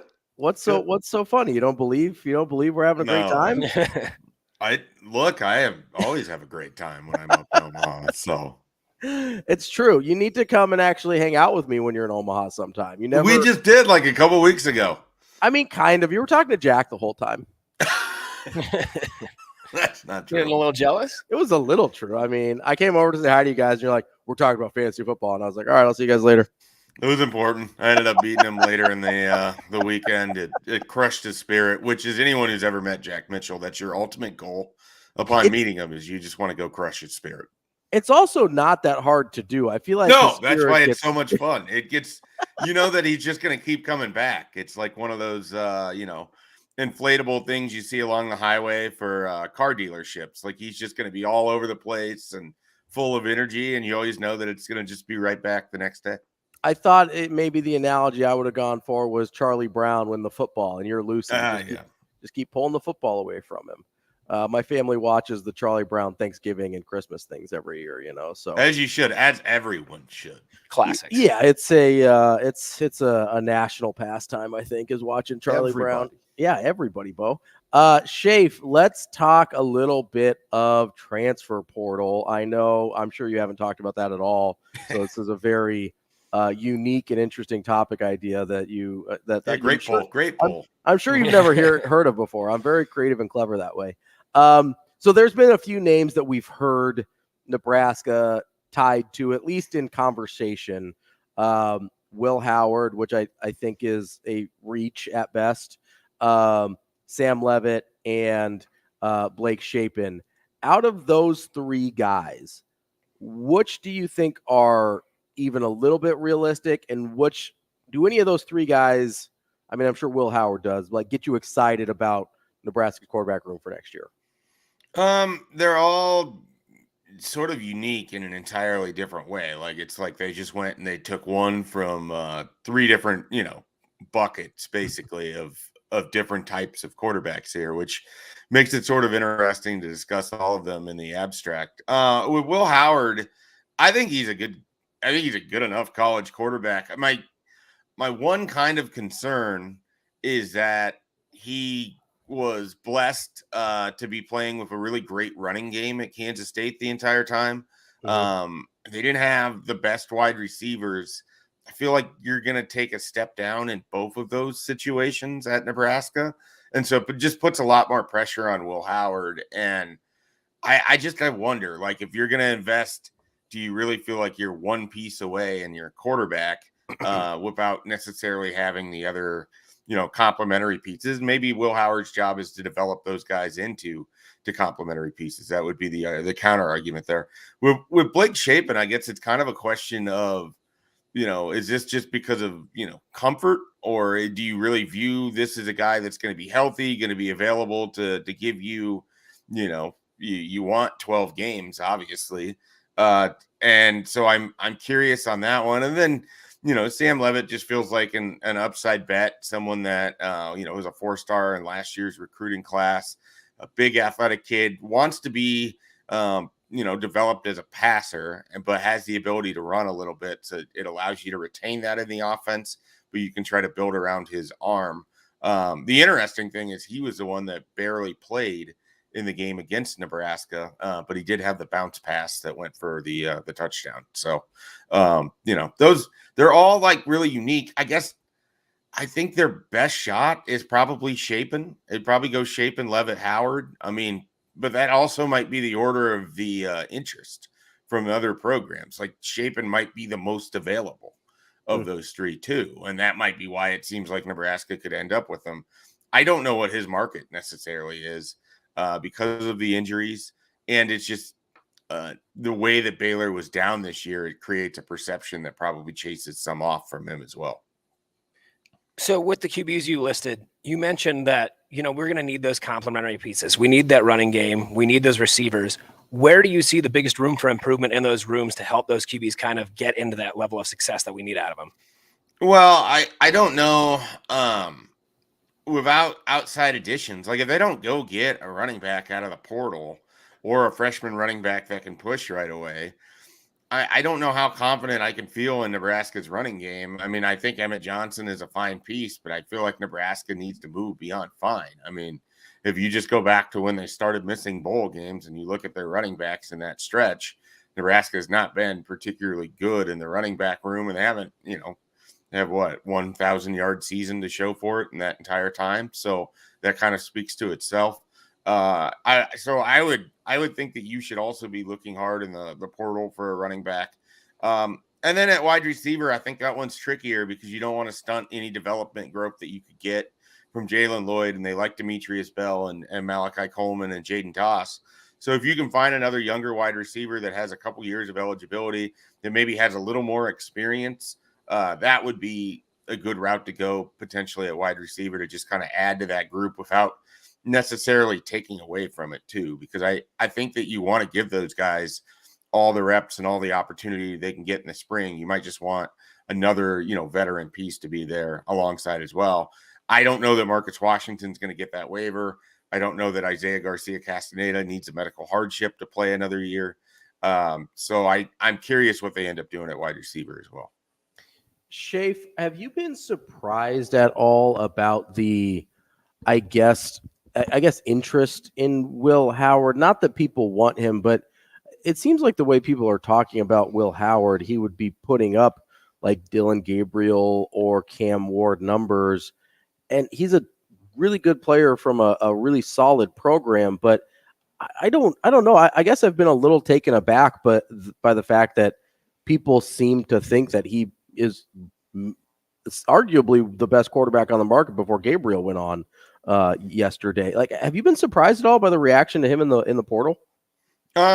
No, not necessarily. I think that a lot of people associate him with the Kansas State run last year, and then Kansas State's been solid, like you said, these last 2 years.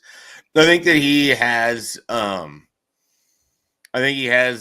of the general traits that people want. I mean, you can look at his numbers and you can try to extrapolate those, and you would certainly think that if you put that on Nebraska's roster, they could have won more games last year. Sure. But that's kind of the thing that I think is a fallacy in all of this, is everyone's going to take the quarterback and put him in last year's situation, but that's not what it's going to be. You're going to have different players. You're going to have different opponents. Oh, that's what's waiting for you in 2024. And I just don't know that Nebraska has enough on offense to just be one piece away.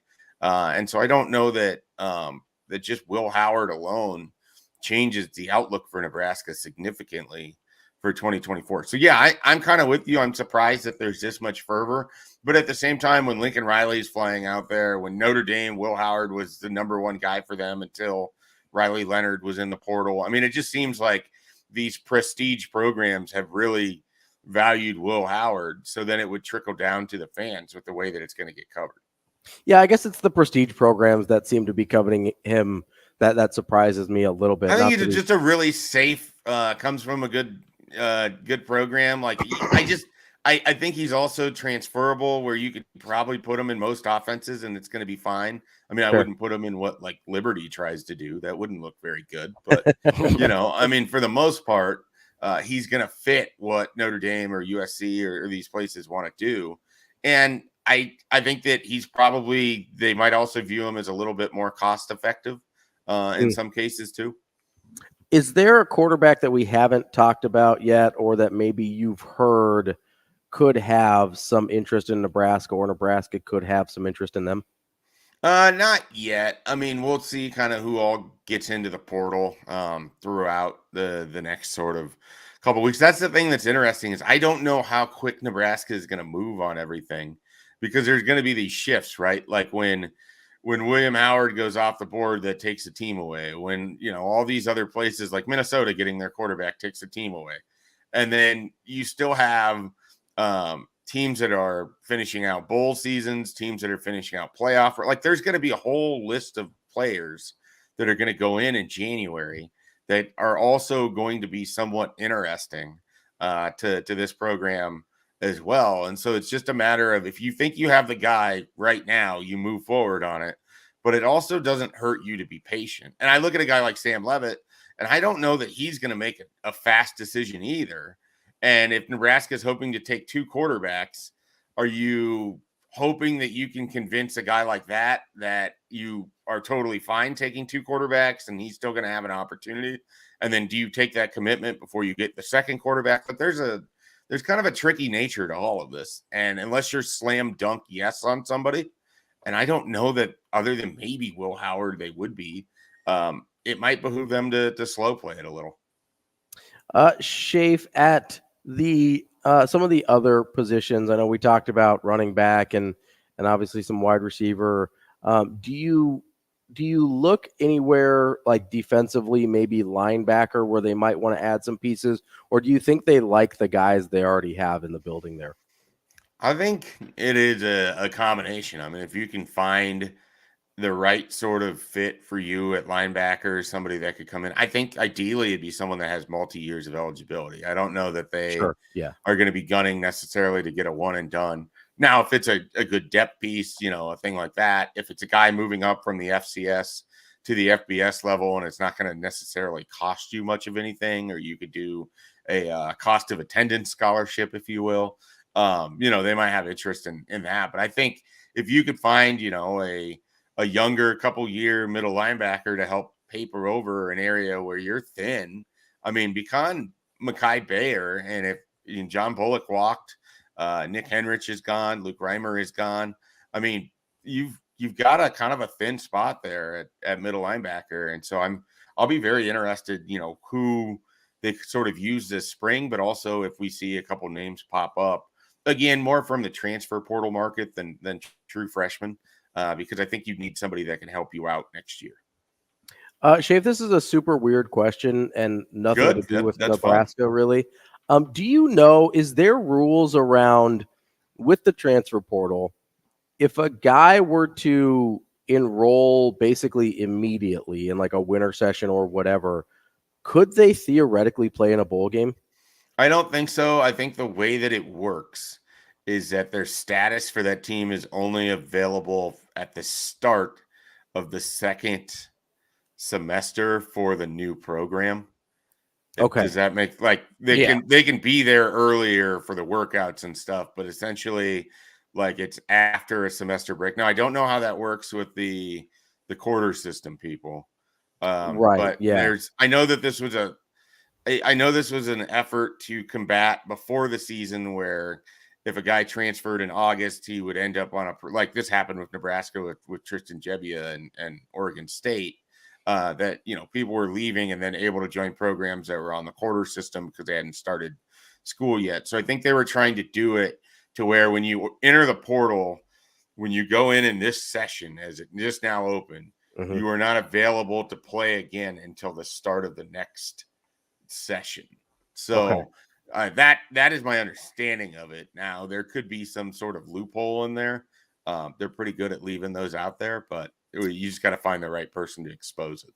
Because I just thought it would be a little funny if, with the whole Florida State situation, if they were to find a quarterback and be like, hey, we're going to play with a quarterback in January, whatever, would have been a little amusing for me. So that's my brain goes. Like Caleb Williams is just like playing for Florida State. Yeah, he does I don't know if he's graduated, but yeah, somebody like that. They're like, hey, Will Howard's at Florida State now, or Cam Ward. Cam Ward's been rumored at Florida State. Be like, hey, Cam Ward's at Florida State now. He actually could play in the playoffs, so put us in. If they had. But anyway, back to Nebraska. Out of the transfer portal into recruiting. I know that we sometimes forget about the high school recruiting at this part of the year because of the transfer portal, but I know you keep your ear to the ground there as well. Obviously the Grant Bricks commitment was huge. They had a 2025 commitment as well. CJ Simon, is that the name? Yeah, CJ Simon. Yeah. Okay. Yeah, it was escaping me for some reason. I kept wanting to say Carly Simon. I knew that wasn't it. You're so vain. Is there any recruiting news that we need to be kept up to date on? Well, on CJ Simon, I think he's an interesting get out of Oklahoma. I mean, he's a little bit of a kind of a tweener wide receiver. You're going to use him in the slot. You're going to get him the ball on end arounds and reverses and kind of let his quickness come to roost. I know that for some people, they're worried that he may not be fast enough. I watched him in one-on-ones down in Kansas City, and he was at an Under Armour event. That's when I first took notice of him, and then found out Nebraska was recruiting him, and it kind of took off from there. But he's just really quick. I think he's shifty. It's hard for people to stay in front of. I think he could be kind of a unique asset down the line, and he's someone I think Nebraska really likes as a punt returner, kick returner too. But that's 2025, so he's a little ways away as CJ Simon. Right now, here's the problem. There is definitely a name that you need to know of. The problem is I am not going to be able to pronounce the name, and he is a really interesting story. So I don't want to not discuss this. But I'm going to try to pull up the story from Brunt's, and maybe there's a pronunciation or something in there. Let's give it a shot here. Let's do our best. Yeah. All right. So here we go. I found it. All right. So there's an offensive lineman out in New Jersey, same school as Mekhi Bayer, defensive lineman. Murad Watson. I think it's Murad. I don't know. I hate being wrong with people's names. I was expecting it to be way worse than that. Well, it seemed worse in my head. Just go with that. Okay. So you're just building it up. Okay, that's fine. he committed to Kent State yesterday afternoon, but after he committed, Power 5 schools started offering him, and now he is taking an official visit to Rutgers this upcoming weekend, and then an official visit to Nebraska the following weekend. So he, I think he's very interested in both of those schools. Obviously, Rutgers is right there in New Jersey, but Nebraska with Mekhi Bayer, I think, has a good shot with him. This is a guy who Bruns was just raving about his film. He said it's really fun. He's basically a very violent defensive lineman. Nebraska obviously had to cut loose Carlin Jones because he is not going to sign until February, and their numbers are sort of a mess, to say the least. So Nebraska needed more assurity than that.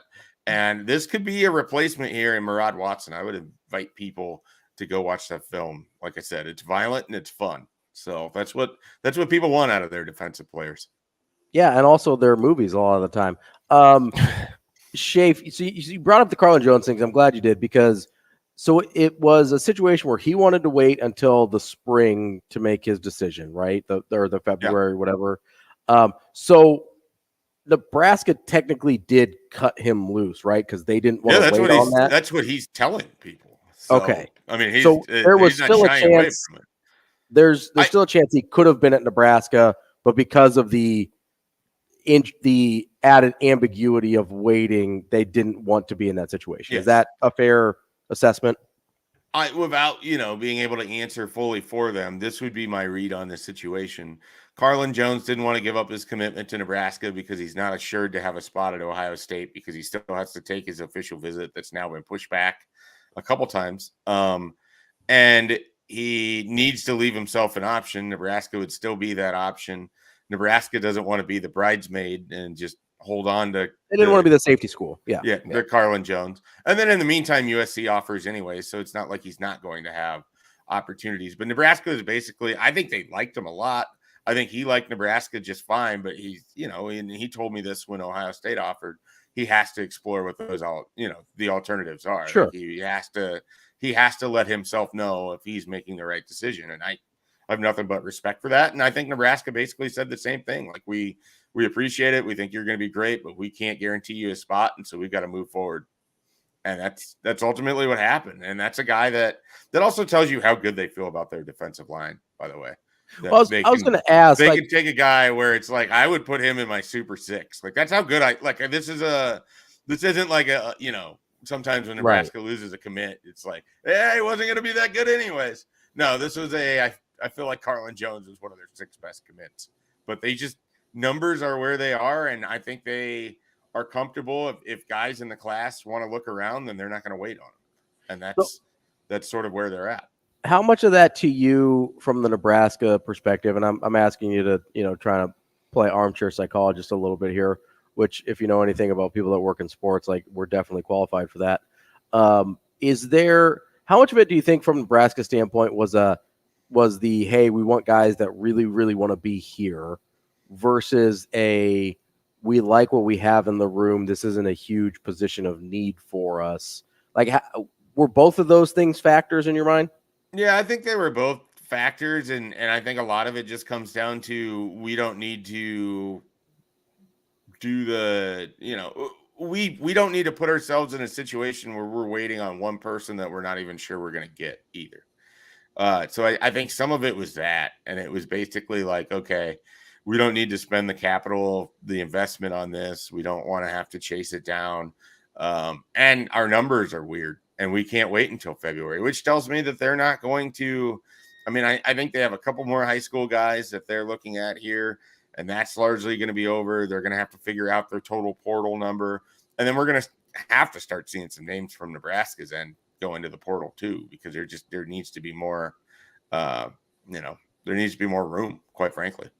You expect those names to come out like in this early period, or more in the spring? Like, I know we expect Jeff Sims to go in the spring once his graduation, or once he graduates and is able to move on again. Like, do you expect more to be in the spring where guys know, hey, I'm probably not in line to get much playing time here? Or do you still think there might be some attrition in this first period as well? I definitely think there's going to be some attrition in this first period, because for some of these guys, now might be a better opportunity for them than the spring would. I mean, I just think you have to kind of weigh it as to where you can be more valuable. You know, and a lot of schools are going to have spots that are pretty filled up.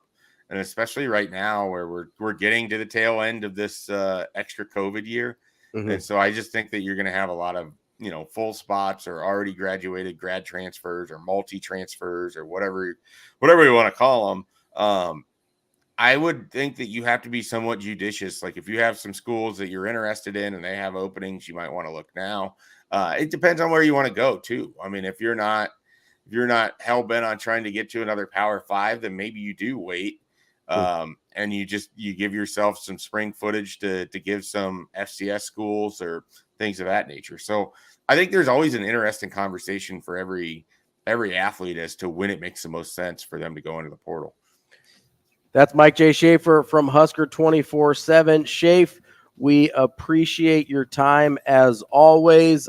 Try to get a little bit of sleep as we get through this portal and recruiting season. I know it's one of the busiest times of year for you, so we definitely appreciate you hanging out with us for a little bit. Yeah, well, thanks for having me on, guys.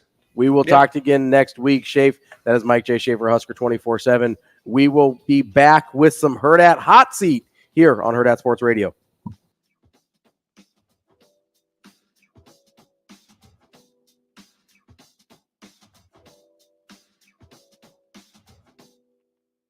We will be back.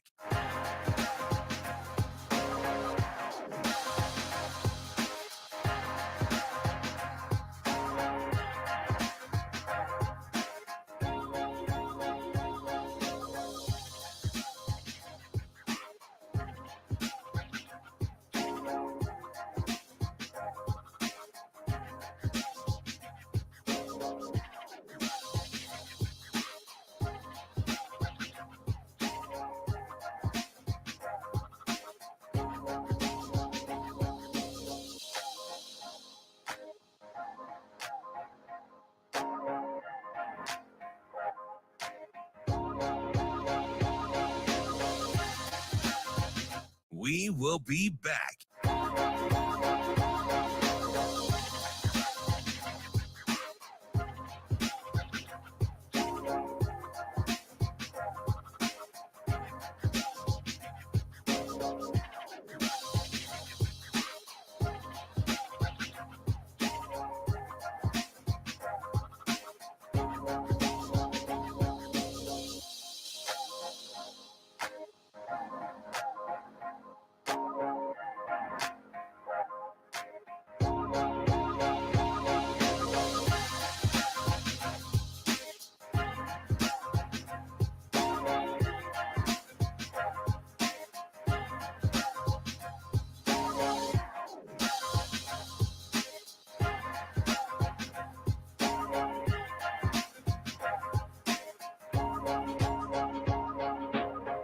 We will be back.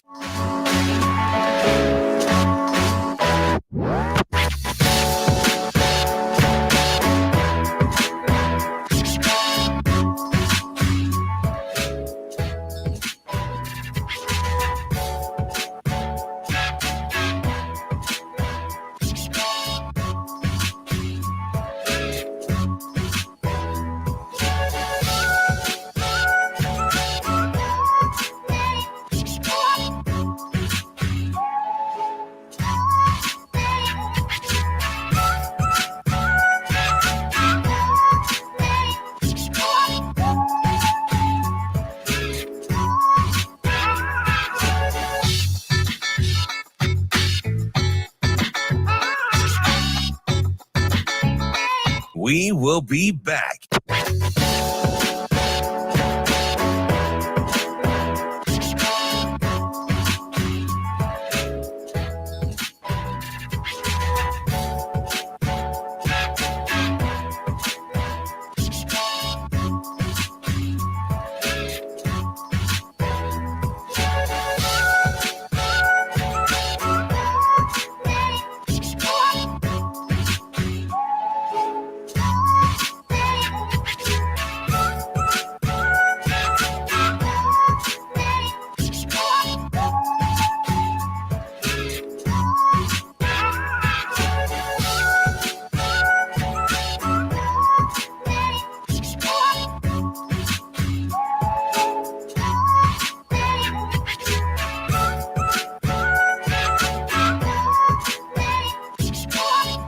We will be back.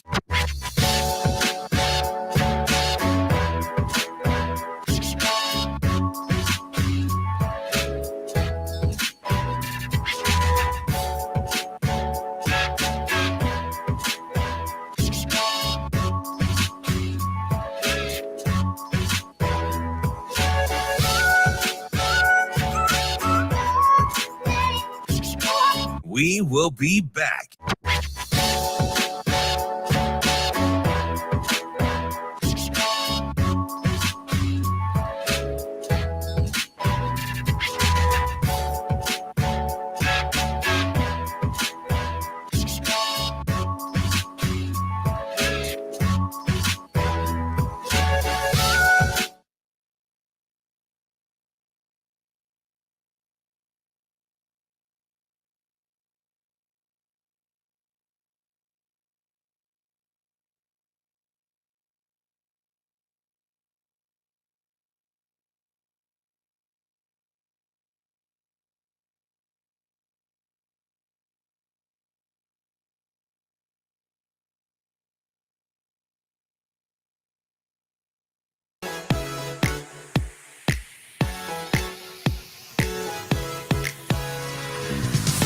You're listening to Hurrdat Sports Radio.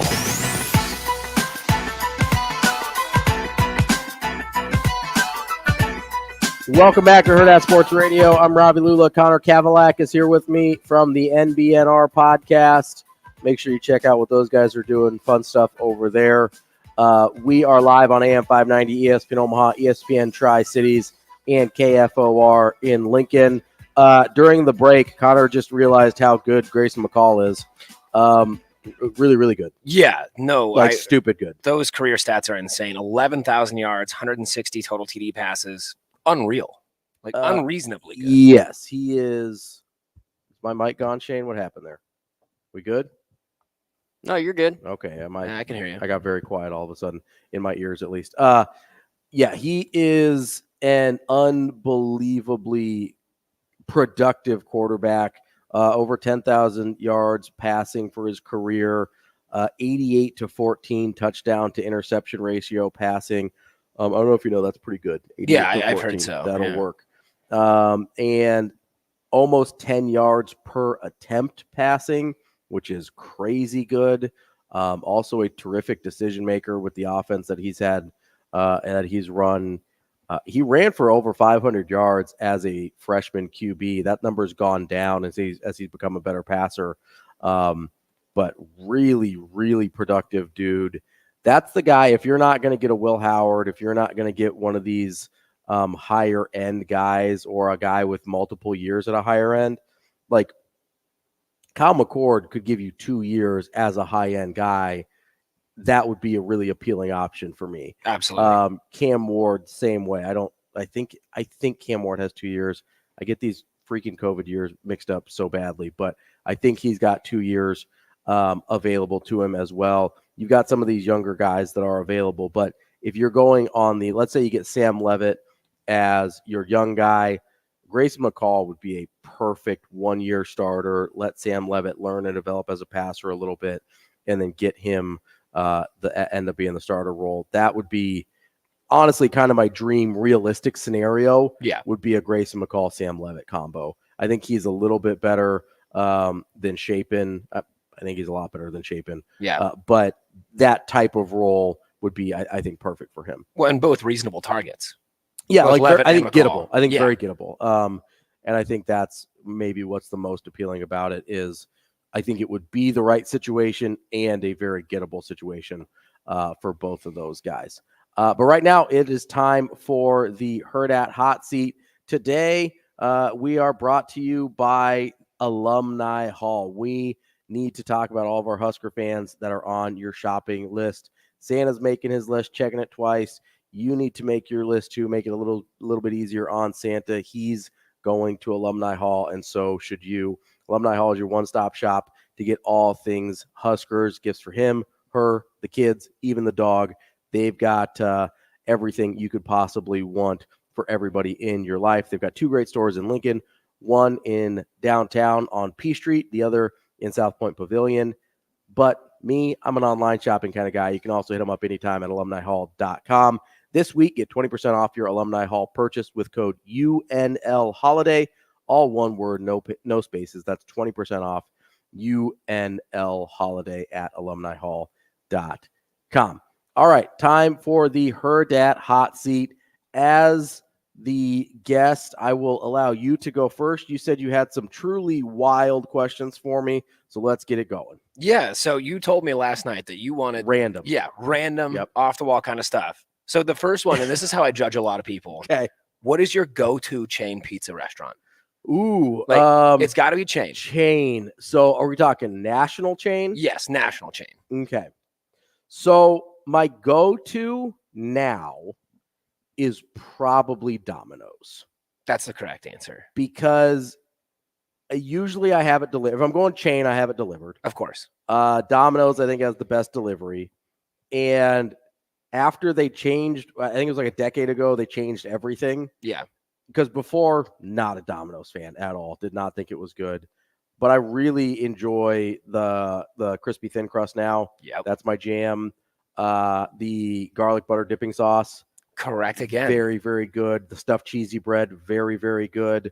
So yeah, Domino's is my go-to there. That is beautiful all the way around. The garlic butter is necessary. I don't care what you're getting, you have to get it. Yeah, and it's a non-negotiable for me. I will say this is kind of like the creed of my pizza chain, not Domino's, the one I'm about to say next, is kind of the creed of my pizza chain love. Like, they're not my favorite band, but they're up there. I do love them, despite the fact that I know like they're not great music. It just hits me right. Sure. Little Caesars. Okay.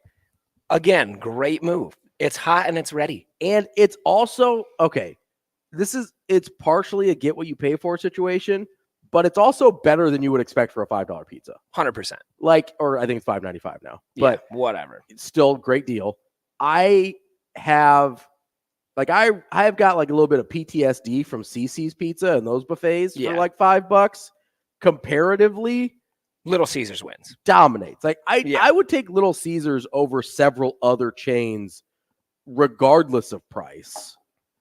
I do have a very special place in my heart for Little Caesars. I get that 100%. So I take it Domino's is yours as well. Yep. Okay. Yep, you're correct. Fair enough.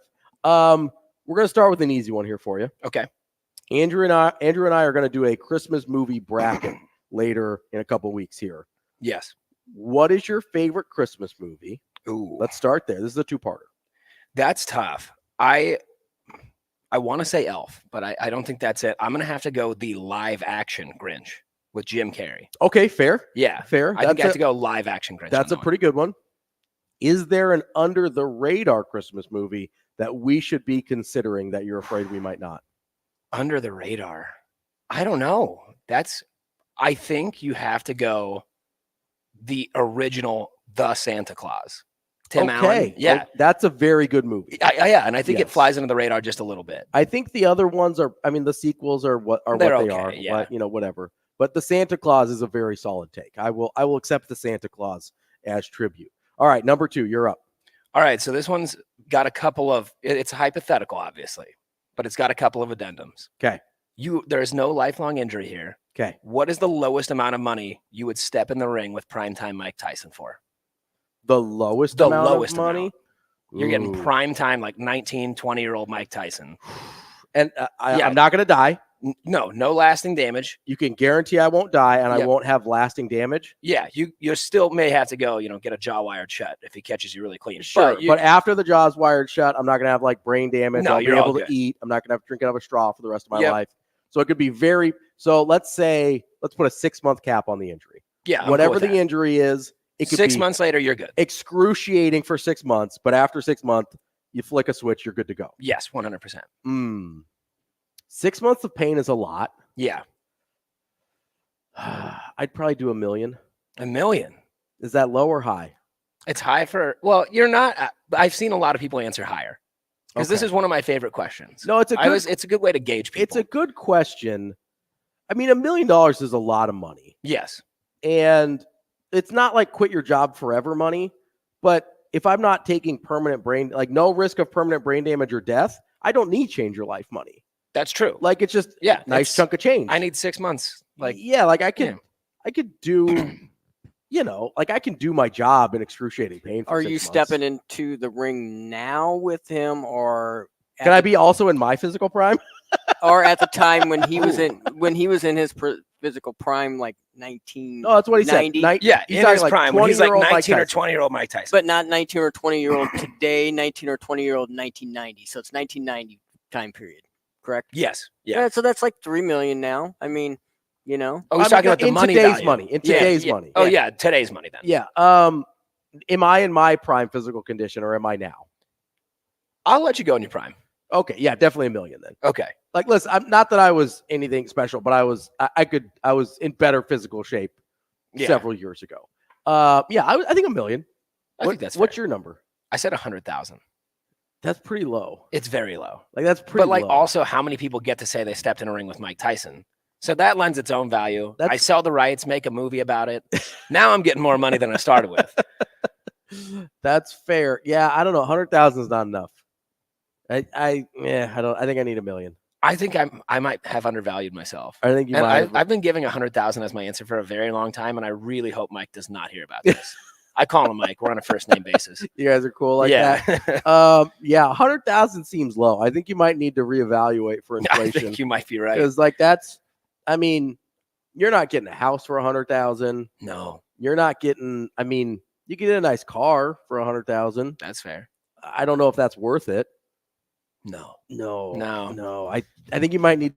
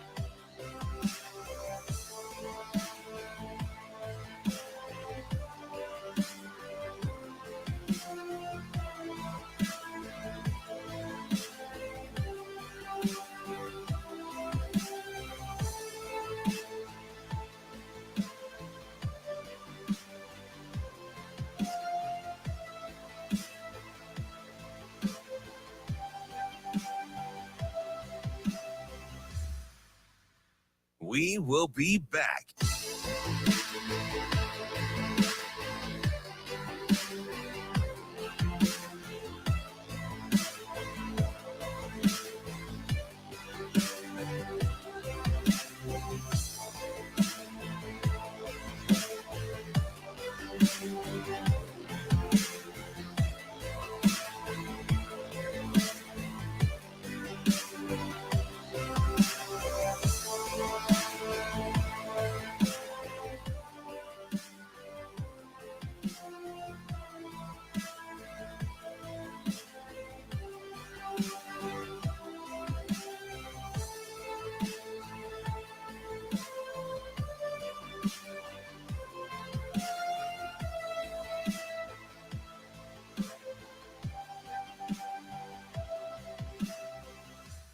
We will be back.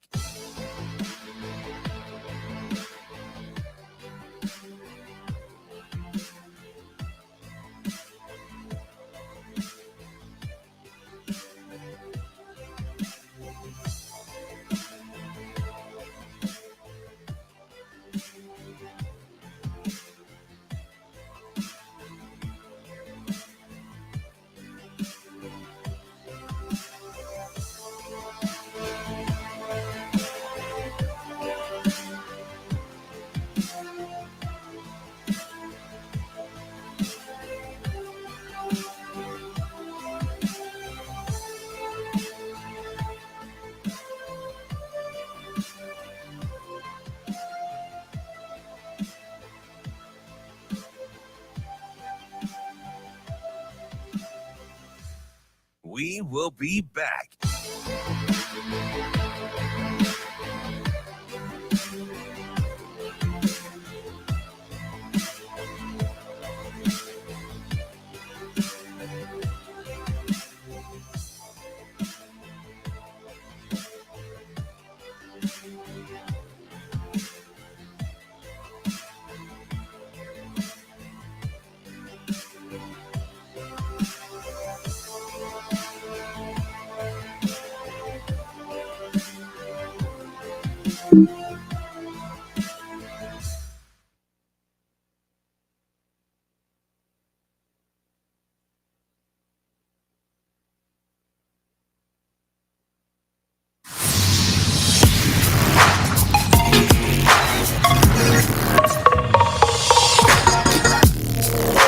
You're listening to Hurrdat Sports Radio.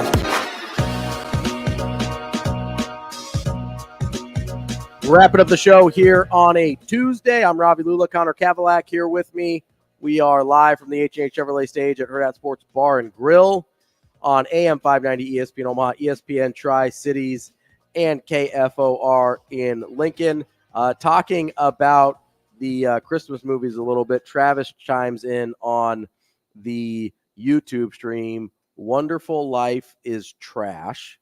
It absolutely bombed when it originally came out and only gained traction because it was literally free programming for networks to start airing in the 80s.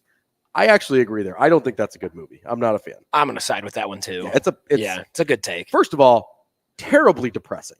Oh yeah, 100%. It's got very much like Pursuit of Happiness vibes, where it's like, hey, this movie is going to beat you down for 2 hours, and then there's 3 minutes of happiness. Yeah, there's a small sliver. No, thank you. Hard pass on that. I don't need it. I don't need any of that in my life. No, thank you. Terrific take on the It's a Wonderful Life, Travis. Moving back to the question about the Mike Tyson deal. Corey says, it might be hard for me to do a radio show with my jaw wired shut. Oh, that's a good point. Which is fair. Yeah. Might be a little muffled there in terms of getting that out there. But Travis said I could go with the Stephen Hawking computer voice, and that could be entertaining. So I think that'd be very entertaining. You might be fine.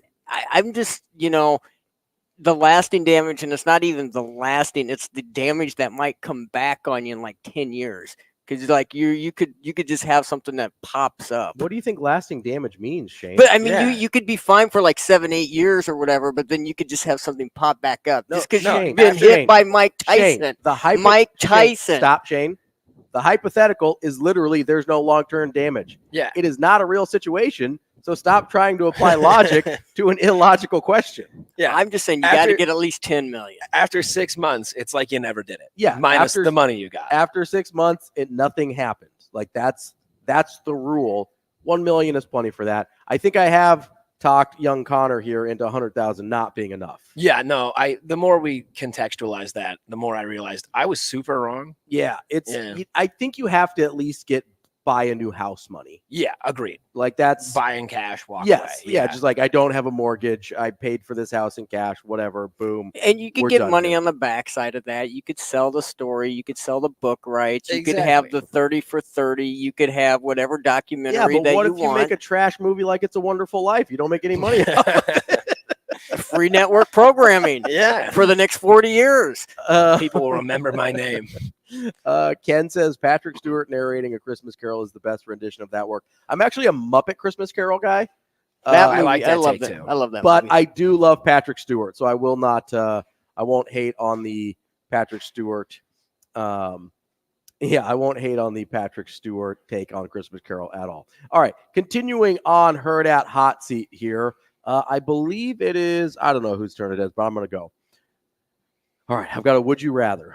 Oh. For you, Connor. Okay. Would you rather get a tramp stamp of your own choosing? So whatever tattoo you want, but it has to be a tramp stamp. Okay. Or you can choose where on your body you get a tattoo, but I get to choose what it is. The thing that you get out of this for getting this tattoo, either situation, is that Nebraska wins 8 games next year. If I do both, will you give me a natty? I will not.